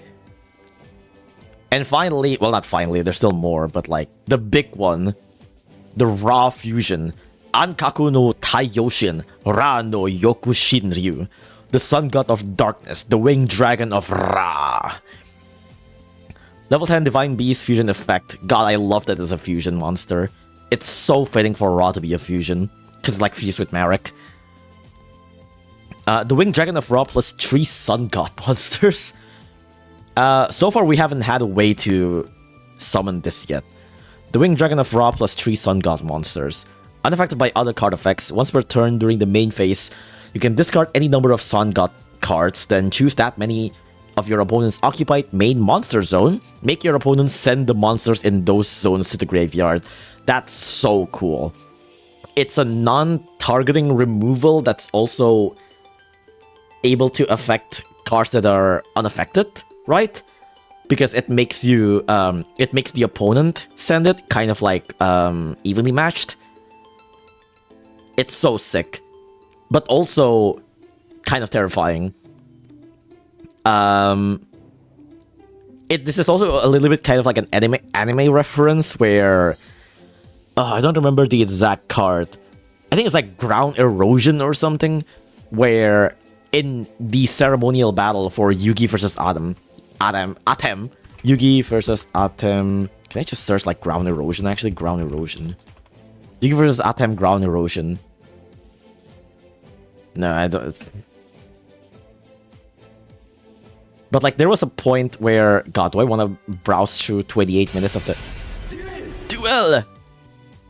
But there was one point where I think Atem had an obelisk, and Yugi used a card called like Ground Erosion or something, and Atem was like, "You fool! Obelisk is like unaffected by card effects," and Yugi's like, "No, actually, Ground Erosion targets like the monster zone that Obelisk is in, and therefore Obelisk can actually be targeted, and therefore Obelisk can actually be affected by the card." Ground Erosion affecting Obelisk to sink its effect, yeah. What? Oh, it's not a real card, of course. Yeah.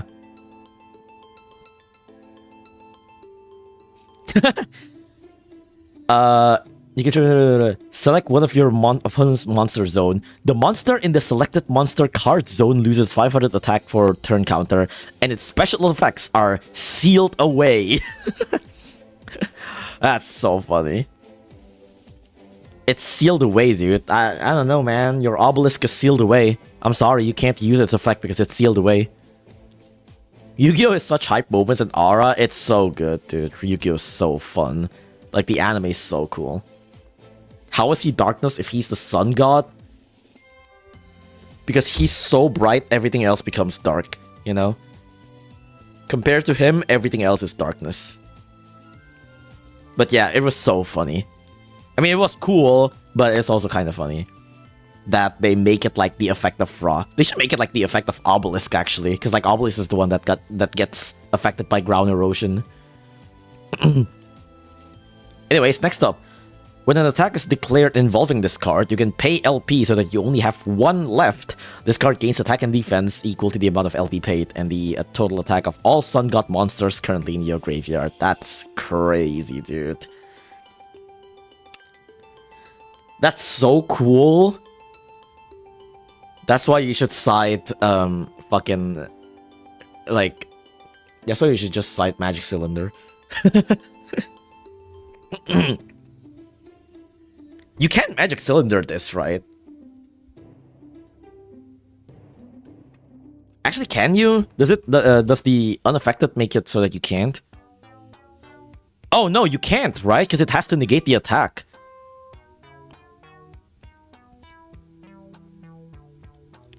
What's the other one that is like Magic Cylinder, but not really? Is there a way to negate burn effects in the deck? I don't think so. This card's unaffected by Magic Cylinder, right? Yeah. But you can definitely just use Sparks, yes.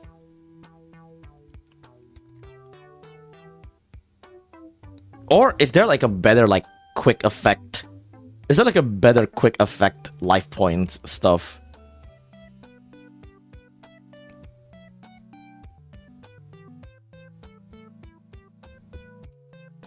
Sakuretsu armor? I mean, no, it's unaffected though. Dimension Wall? Oh yeah, I think that's it, yeah. Yeah, just cite this. Cite Dimension Wall, yeah. Or just really like any burn cards. 1 LP, we're living on the edge here. It is pretty funny that like Because the original Ra lets you drop until 100, I think, right?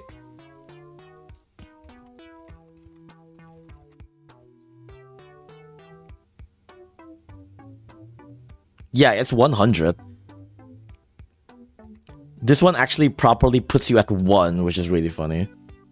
You just activate Firecracker, that is true. Wait, isn't Firecracker only on main phase or something? No, it's not. Yeah, yeah, you can just activate Firecracker. That's so funny.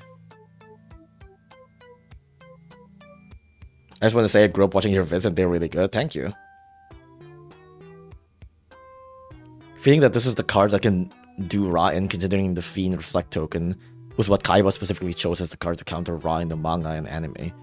Fiend Reflect token. Dynamorphia plus this Ra, that's so funny. I mean, you can just make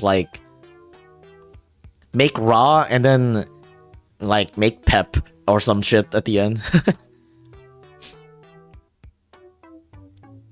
But yeah, we haven't have any like good way to fusion this yet. Maybe you can like, okay, what if you play, okay, listen to me. What if you play Branded Tearlaman Sun God, and then you dump 3 Sun God monsters and Ra to the graveyard, and then you fusion summon Lubellion, and then you make Lubellion to summon... Wait, no, Lubellion... Wait, no, hold on. Lubellion can't make... Wait, no, Lubellion... What can Lubellion make again? Oh, no, it's a level 8. Never mind, you can't. Never mind. Forget it.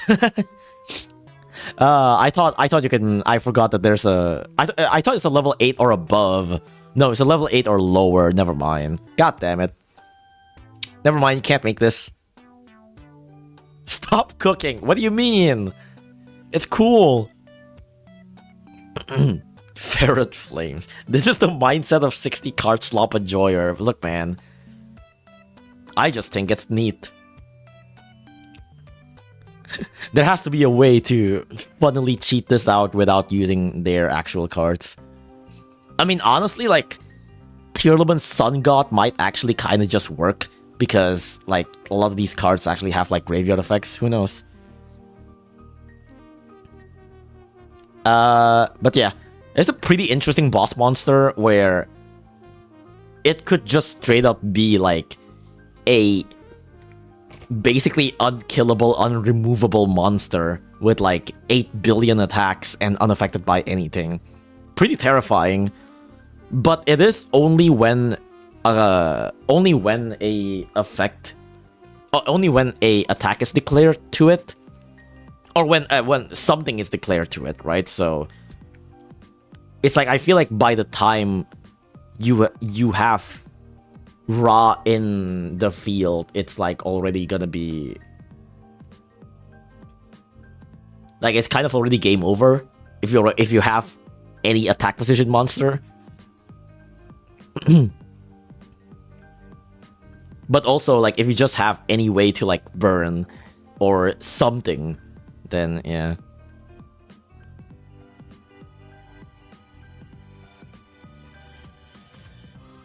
You can just scroll 2 cards to see how you can cheat it. I already read this one, yeah, but I'll get to it. Lacrima burns for game. Honestly, that's what I thought, too. It's like, you might be able to,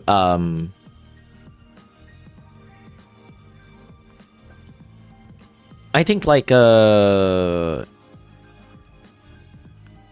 main deck Lacrima can revive a Link monster during the, or is that only during main phase? No, I think it can be done anytime, right? So you can, like, revive... Well, I mean, I don't know. But there's definitely gotta be, like, ways to just, like, dump the Fusion Lacrima to the graveyard during battle phase or something. And then you just, like, you just burn 1200 per game. Lacrima's gonna be the hard counter to Sun God. I think it's pretty cool. I'm not really sure, like, how relevant this will be. But, yeah, we'll see. there was a duel op opera where Joey and Mai dueled Merrick and they won using Amazon's Swordswoman's damage to reflect. Wow, that's so funny. Heavy Borgar? Oh,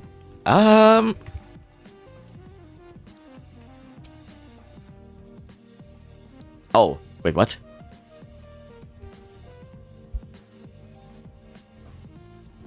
Fuck. Vanquish Soul Heavy.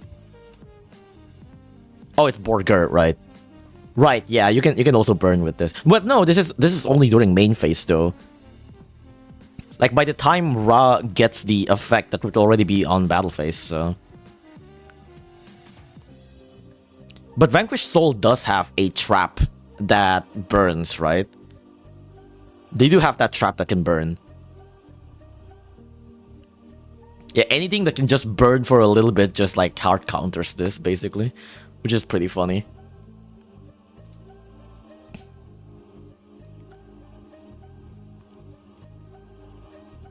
Snow Devil? Yeah, this one. Yep, this one. This one can already burn, so...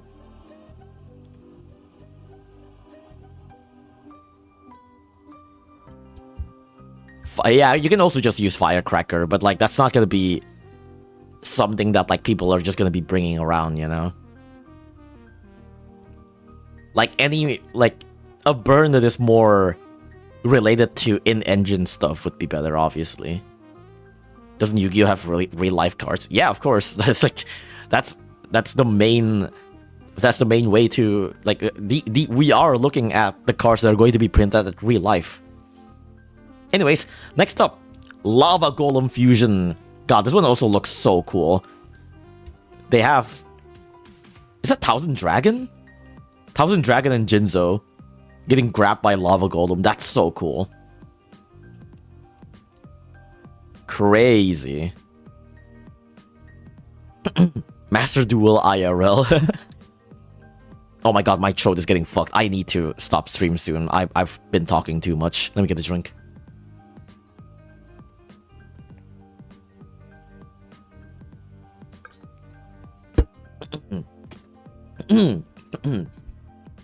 Okay. Taiyoshin no Tetsuori Lava Golem. The Sun God Steel Cage Lava Golem. Level 8 Fire Fiend Fusion Effect Monster. Lava Golem stats. 1 Sun God monster you control and 2 face-up monsters on the field. This could be a very funny Super Poly target, which I know it's not the exact point of this, but... Dude, can you imagine... Can you imagine if Marek had Super Poly? Like... That would be so insane, you know, like... A Yubel Marek team-up or some shit. Like, if Marek have Super Poly, that would go crazy.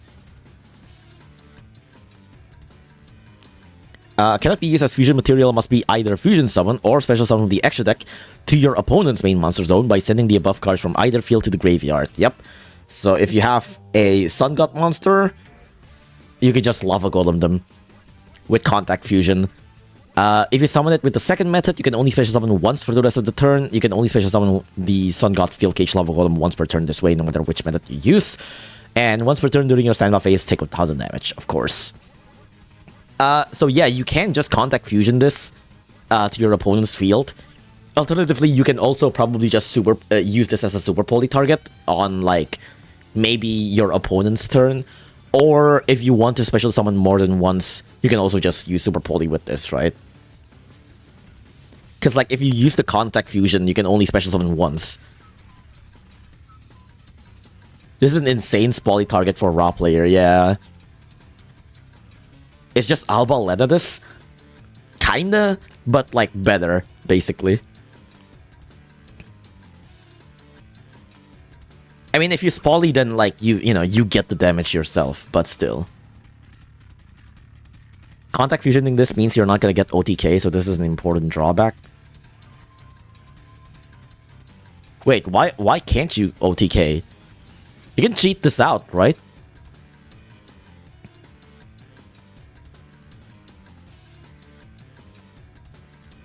Because you can still special summon one more, right? You can special summon one more after this. But yeah, because like if you spoly this, if you contact fusion this, then you can use this, right? Immortal Sun God. You can only use this 1 or 2 once per turn each. Special summon Winged Dragon Raw of monster from your graveyard as banishment. Send it to grave. Oh wait, no, you can't. Oh, because you need to. Oh no, never mind. I guess you can't because this summons twice. Right. Yeah. Okay. I see. I see.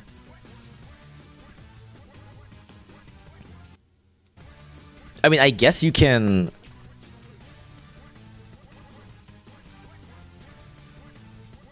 I guess you can summon this first and then do Lava Golem.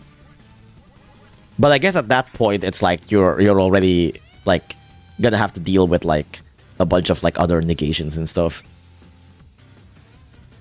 1000 damage per standby phase is pretty scary when your boss monster sets your LP to 1. That is true. But yeah, that makes sense. Okay, let me read through all of this first. So, special summon Winged Dragon Raw of monster from your graveyard or banishment, ignoring its summon condition. Then, if it's the Winged Dragon of Raw, send it to the graveyard, and if you do, you can special summon the Winged Dragon of Raw monster from your extra deck. Send any monster summoned by this effect to the graveyard during the end phase. Correct me if I'm wrong, but this effect to send the monster to the graveyard during the end phase, it basically bypasses the unaffected by other card effects, right? I asked this about I asked this earlier to someone else, but I think it's one of those rulings where it's like technically it's still affected by card effects before it hits the field, and therefore it's still gonna get removed by the end phase. But even though it says unaffected by other card effects, it's technically already affected to be sent to the graveyard before it's even summoned, right? Correct me if I'm wrong.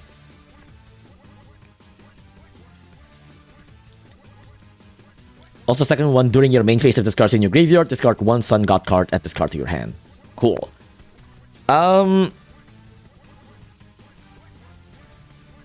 It is pretty interesting that you could just kind of like recycle this over and over, basically.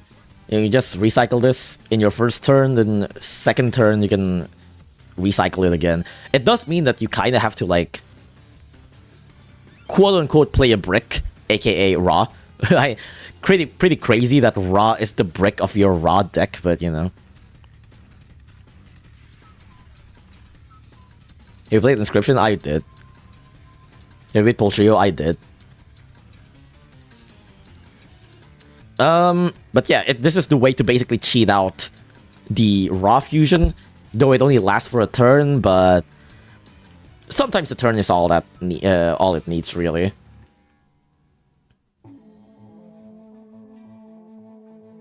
But I guess like this is probably the main thing that you want to negate, right? Essentially.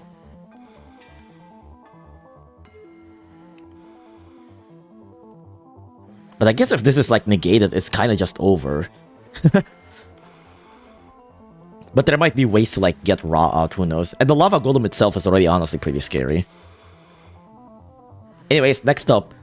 Yamihe Izanao Taiyoshin, the Sun God leading down into the darkness. This is where Joey dies.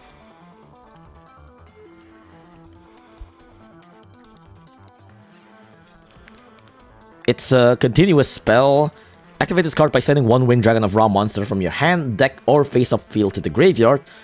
You can only use 1 or 2 once per turn during your main phase. If this card was activated this turn, you can add 1 Sun God monster from your deck to your hand. And if a monster is destroyed by battle, inflict damage to its controller equal to its original attack. Then if you have Winged Dragon of Ra in your graveyard, you gain 1000 LP. What?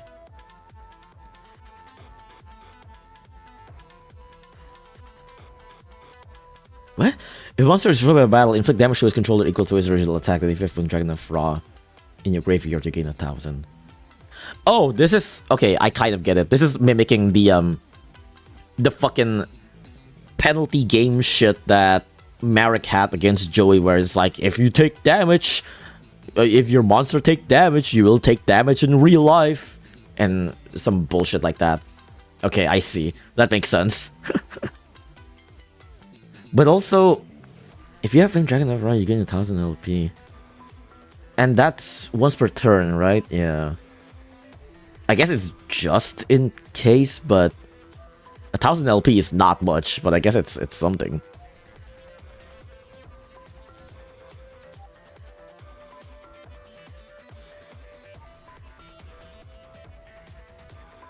Playing Master Duel with the Phantom Pain challenge. Basically. If you get hit in game, you die in real life.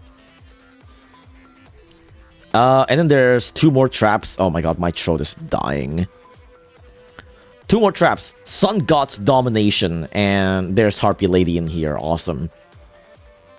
It's a normal trap. You can only use 1 and 2 of this card's name once per turn. If Winged Dragon of Ra monster is on the field, apply these effects in sequence. Special summon 1 monster from each graveyard to your field. If the Winged Dragon of Ra is on the field, take control of all monsters your opponent controls. What? If the Winged Dragon of Ra monster is on the field, special summon 1 monster from each graveyard to your field. If the Winged Dragon of Ra is on the field... Oh, like specifically... Okay. So what they're saying is that, like, you can activate this with, like, any Winged Dragon of Ra. But if the Winged Dragon of Ra is on the field, you can take control of all monsters your opponent controls. Okay. So it has to be the main Winged Dragon of Ra for this. I love effects that steals opponent's monsters. It is pretty cool. It's not even until the end of the turn. Like, you just straight up steal all of them. That's pretty sick.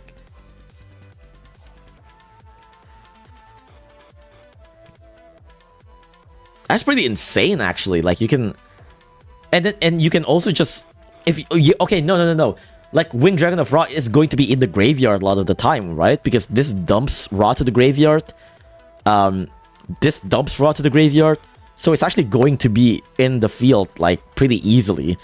You just summon Ra from your graveyard to your field. And then that just steals everything. And it's not even until the end of the turn. That just steals everything forever. That's insane. Any monsters names become Winged Dragon of Ra while in the field? I don't think so. Now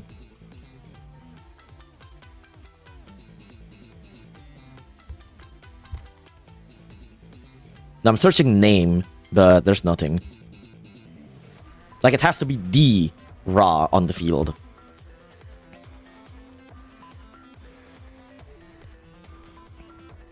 But like, yeah, you can just dump Ra to the graveyard, then summon it from the graveyard. Which is pretty funny because that's literally how Marek summons Ra most of the time in the anime as well. Like, Marek never actually summons it normally. Marek always cheats it out to the graveyard.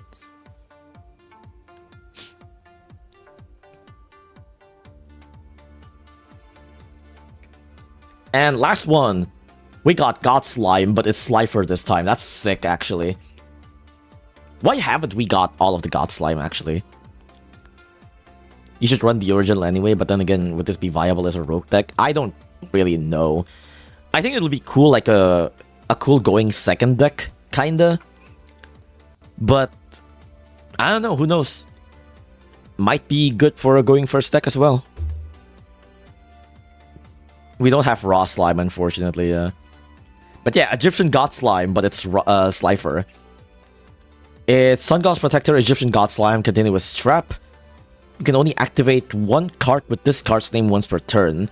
Splash summon this card in defense as effect monster, Aqua, Water level 10, attack 3000, 3000. This is still a trap. With these effects, if there's a special summon, you can add 1 Sun God card from your deck to your hand. Then if it is a monster and this is your opponent's turn, you can special summon it. Oh. Okay. Interesting. So, even if you have this trap going first, you could just set it and then start your place next turn. That's pretty interesting.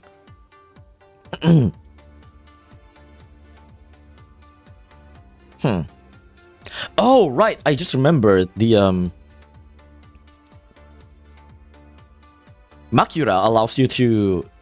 Yeah, Makura allows you to use the spell or trap, like activate it this turn, right? Yeah, right.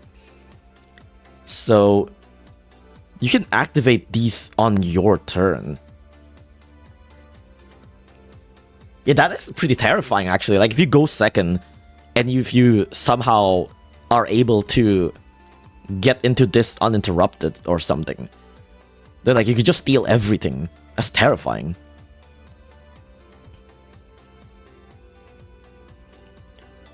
Diffusion Lava Golem is definitely broken as fuck. I mean, you do have to run, like, the Sun God monster. But yeah, it is pretty sick, contact fusion thing. Because it basically means that, like, if you have any of the Sun God monster on the field, like, 2 of your monsters are, like, immediately in danger. Though you can only summon, like, once more, but still. Guardian Slime is your starter. I guess so. Like, you start with Makuria, and then you set Guardian Slime, and then activate Guardian Slime.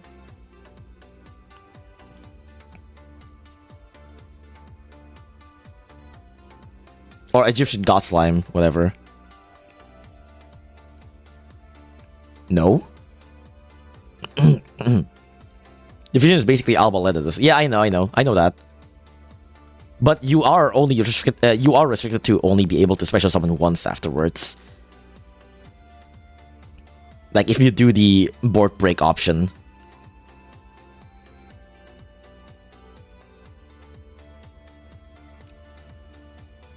So, like, I guess it's not as easy to just kill them afterwards if you choose to do that. But it's still, like, removing 2 monsters, which is pretty insane.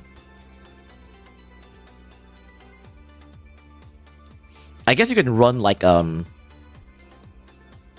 do I suddenly forgot the name? Soul... What's it called? Soul Crossing or something? I don't know. Like, the one that lets you tribute the opponent's monster or something. You can just normal summon Ra or some shit. Maybe you can just normal summon normal Ra, who knows? I never really played the basic Winged Dragon of Ra deck, so I don't know if there's any of the base Winged Dragon of Ra cards that are going to be good in this deck as well. I feel like there might be, right? Because, like, I know Ra have, like, some pretty decent, like, spells that you can use in the deck as well.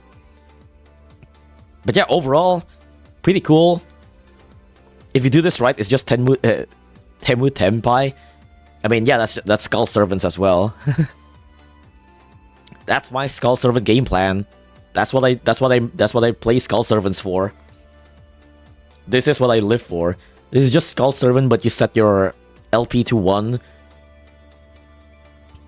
And it's also unaffected. Soul Crossing doesn't seem good in this deck. I would prefer just playing 1 Ra as Garnet. I guess so, yeah.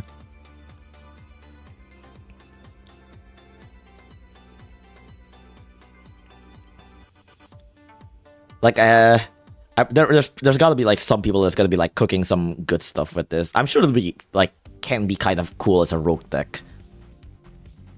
It is a tower. And it is a tower that's, like, you know, you do remove this by the end of phase if you summon it through its normal means. Soul Crossing is mess since you ain't gonna tribute summon anything, probably. But you could tribute summon, like, base Ra. This deck seems more like a grindy deck than an OTK deck. I guess it can be a little bit both, right? Because the monsters always recycle itself and stuff. It can be a little bit both. Oh, also, I don't think... I haven't read this one, right? You can banish this card from graveyard, tribute 1 Winged Dragon of Ra monster, gain LP equal to its attack it had on the field. So, I guess in case that... if you're gonna use this effect, and then they chain, like, Firecracker, if you have this in the graveyard, you can, like, oh shit, never mind, I'm going back, actually, let me get that health back. And then they chain Firecracker again. But yeah, I guess this is kind of like an oh shit, like an oh shit go back thing.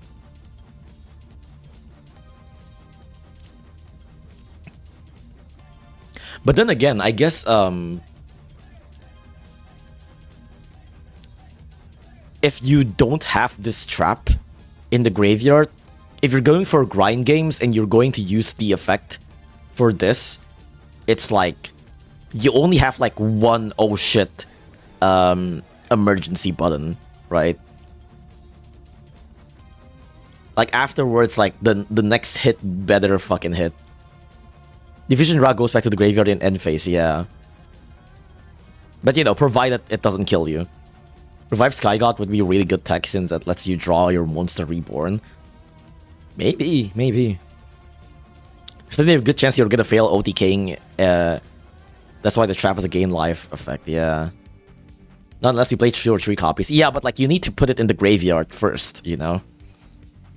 Which I guess there are ways to put it in the graveyard. You can have the which one? This one, right? Yeah. Gilgard can put it to the graveyard if you need it, but you can only put like 1 card to the graveyard per turn. And like you might want like different, like depending on your hand, you might want like different cards in your graveyard, so who knows.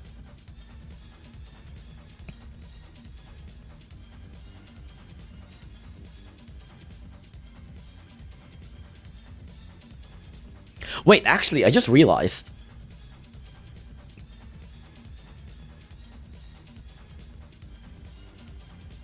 No, wait, I just realized. This is not returned to the deck, this is returned to the graveyard. This is sent to the graveyard. Meaning that if you fail the OTK or something, or if you summon this, if it's sent to the graveyard, you can't special summon it back, right? Because it's not properly summoned. So you have to find a way to... Oh, wait.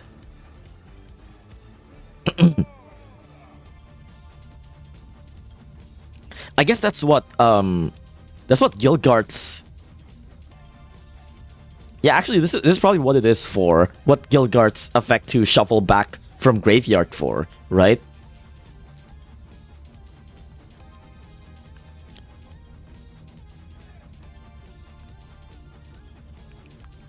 So that you can put the fusion back to the deck. Right. If your engine is in circulation, you're gonna need to send another card to the graveyard because all your cards can recycle themselves. You're right. Wait, which one foolishes the card again?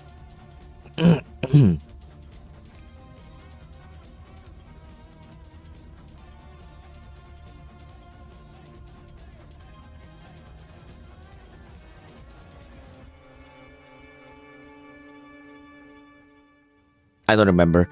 Was there even one that foolishes? I forgot. Did I make that up? Did I make that effect up? Is there a Sun God card that foolishes a Sun God card?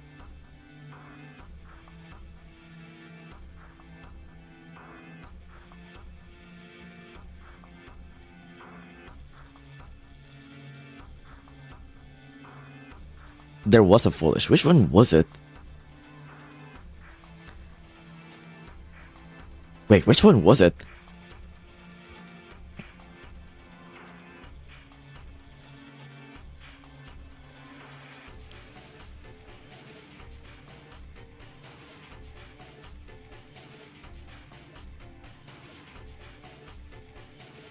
Wait, no, there isn't. I mean, there's ones that, like, discards, and there's ones that adds to hand, but...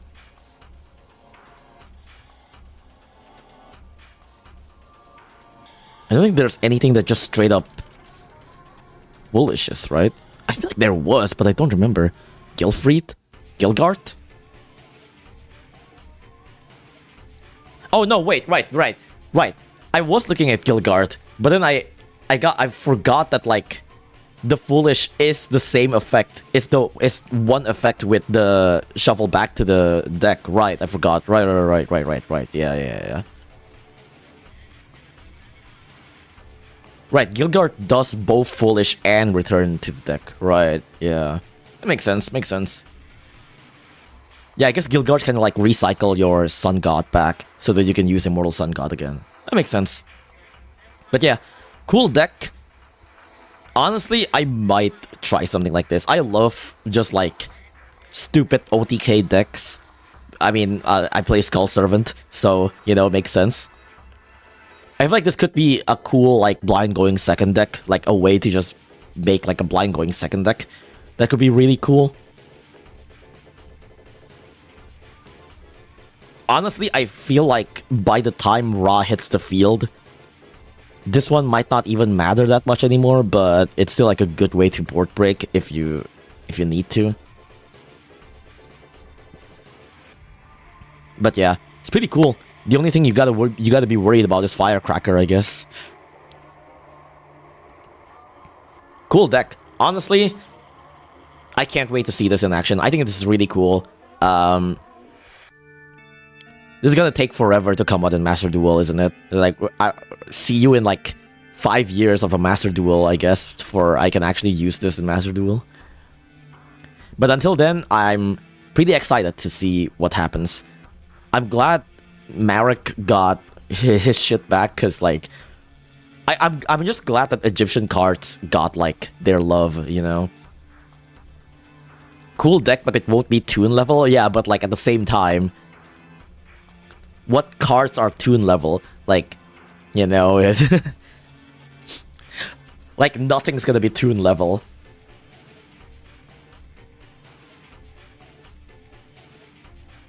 Wing Dragon of Ra got like 4 waves of support, and it's always shit.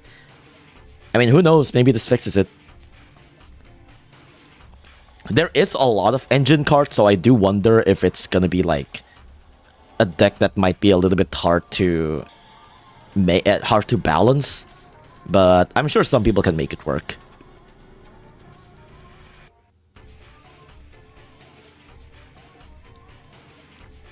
This deck will be significantly better in Master Duel than TCG. Why? Slifer and Obelisk crying in the corner right now. I really hope Slifer gets something, because like I think Slifer has like one of the cooler effects. Like,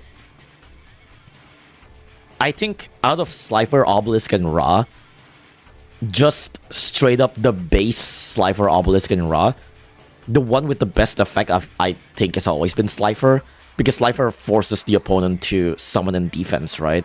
And basically completely shuts down Link monsters. Meanwhile, Ra and Obelisk are just like big guys. Slifer has like actual effects, which I think is cool.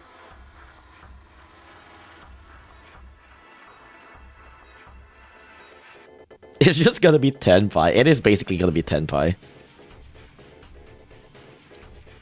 Saying these cards are shit is crazy, to be fair. I mean, I don't think they're shit, but like they're definitely... Well, I wouldn't say definitely, but they're probably not gonna be tier 0, you know? But I think they look cool. I think they look cool. If it's actually like decently solid, I definitely want to try it out whenever it comes to like Master Duel. But yeah, cool stuff. I'm glad Ra got some love. Can't wait for Obelisk and Slifer.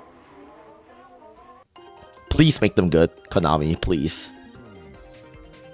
Slifer got almost nothing. It is pretty crazy Slifer got like so little supports, when I feel like Slifer is like the best base Egyptian god.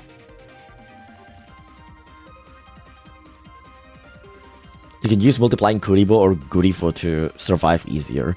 Oh, can you like stop effect damage or something with Kuribo? I forgot. Any deck shouldn't be tier 0, it's true. Fair enough. But yeah, anyways. Fuck, I'm sorry. My throat is dying, dude. I don't think I should be speaking anymore. My throat is hella dying. But thank you all for coming to the stream. I might just have to end it here. My throat is super dying. I cannot raise my voice any higher than this anymore. My throat is super dying. I've been drinking a lot and it's still dying. I would love to play a little bit more, but my throat is fucked. And I really would rather not. Like, my throat is like this. Like, you... like, fucking fire stink lines going out of my throat because it's just dying, dude. I can't go on anymore. But thank you all for coming to the stream. Thank you all for sticking around for my Yu-Gi-Oh stream. I definitely want to see a little bit more of the raw cards in action if that ever comes around. But yeah, thank you all for coming to the stream. Thank you all for sticking around. Even though this might be a little bit scuffed, this is a little bit weird. And I'm ending it a little bit earlier than I kind of hoped. But it is already almost 4 hours anyway, so maybe it's fine. But yeah, thank you all for coming to the stream. Catch you another time. Bye-bye. See ya. Bye-bye.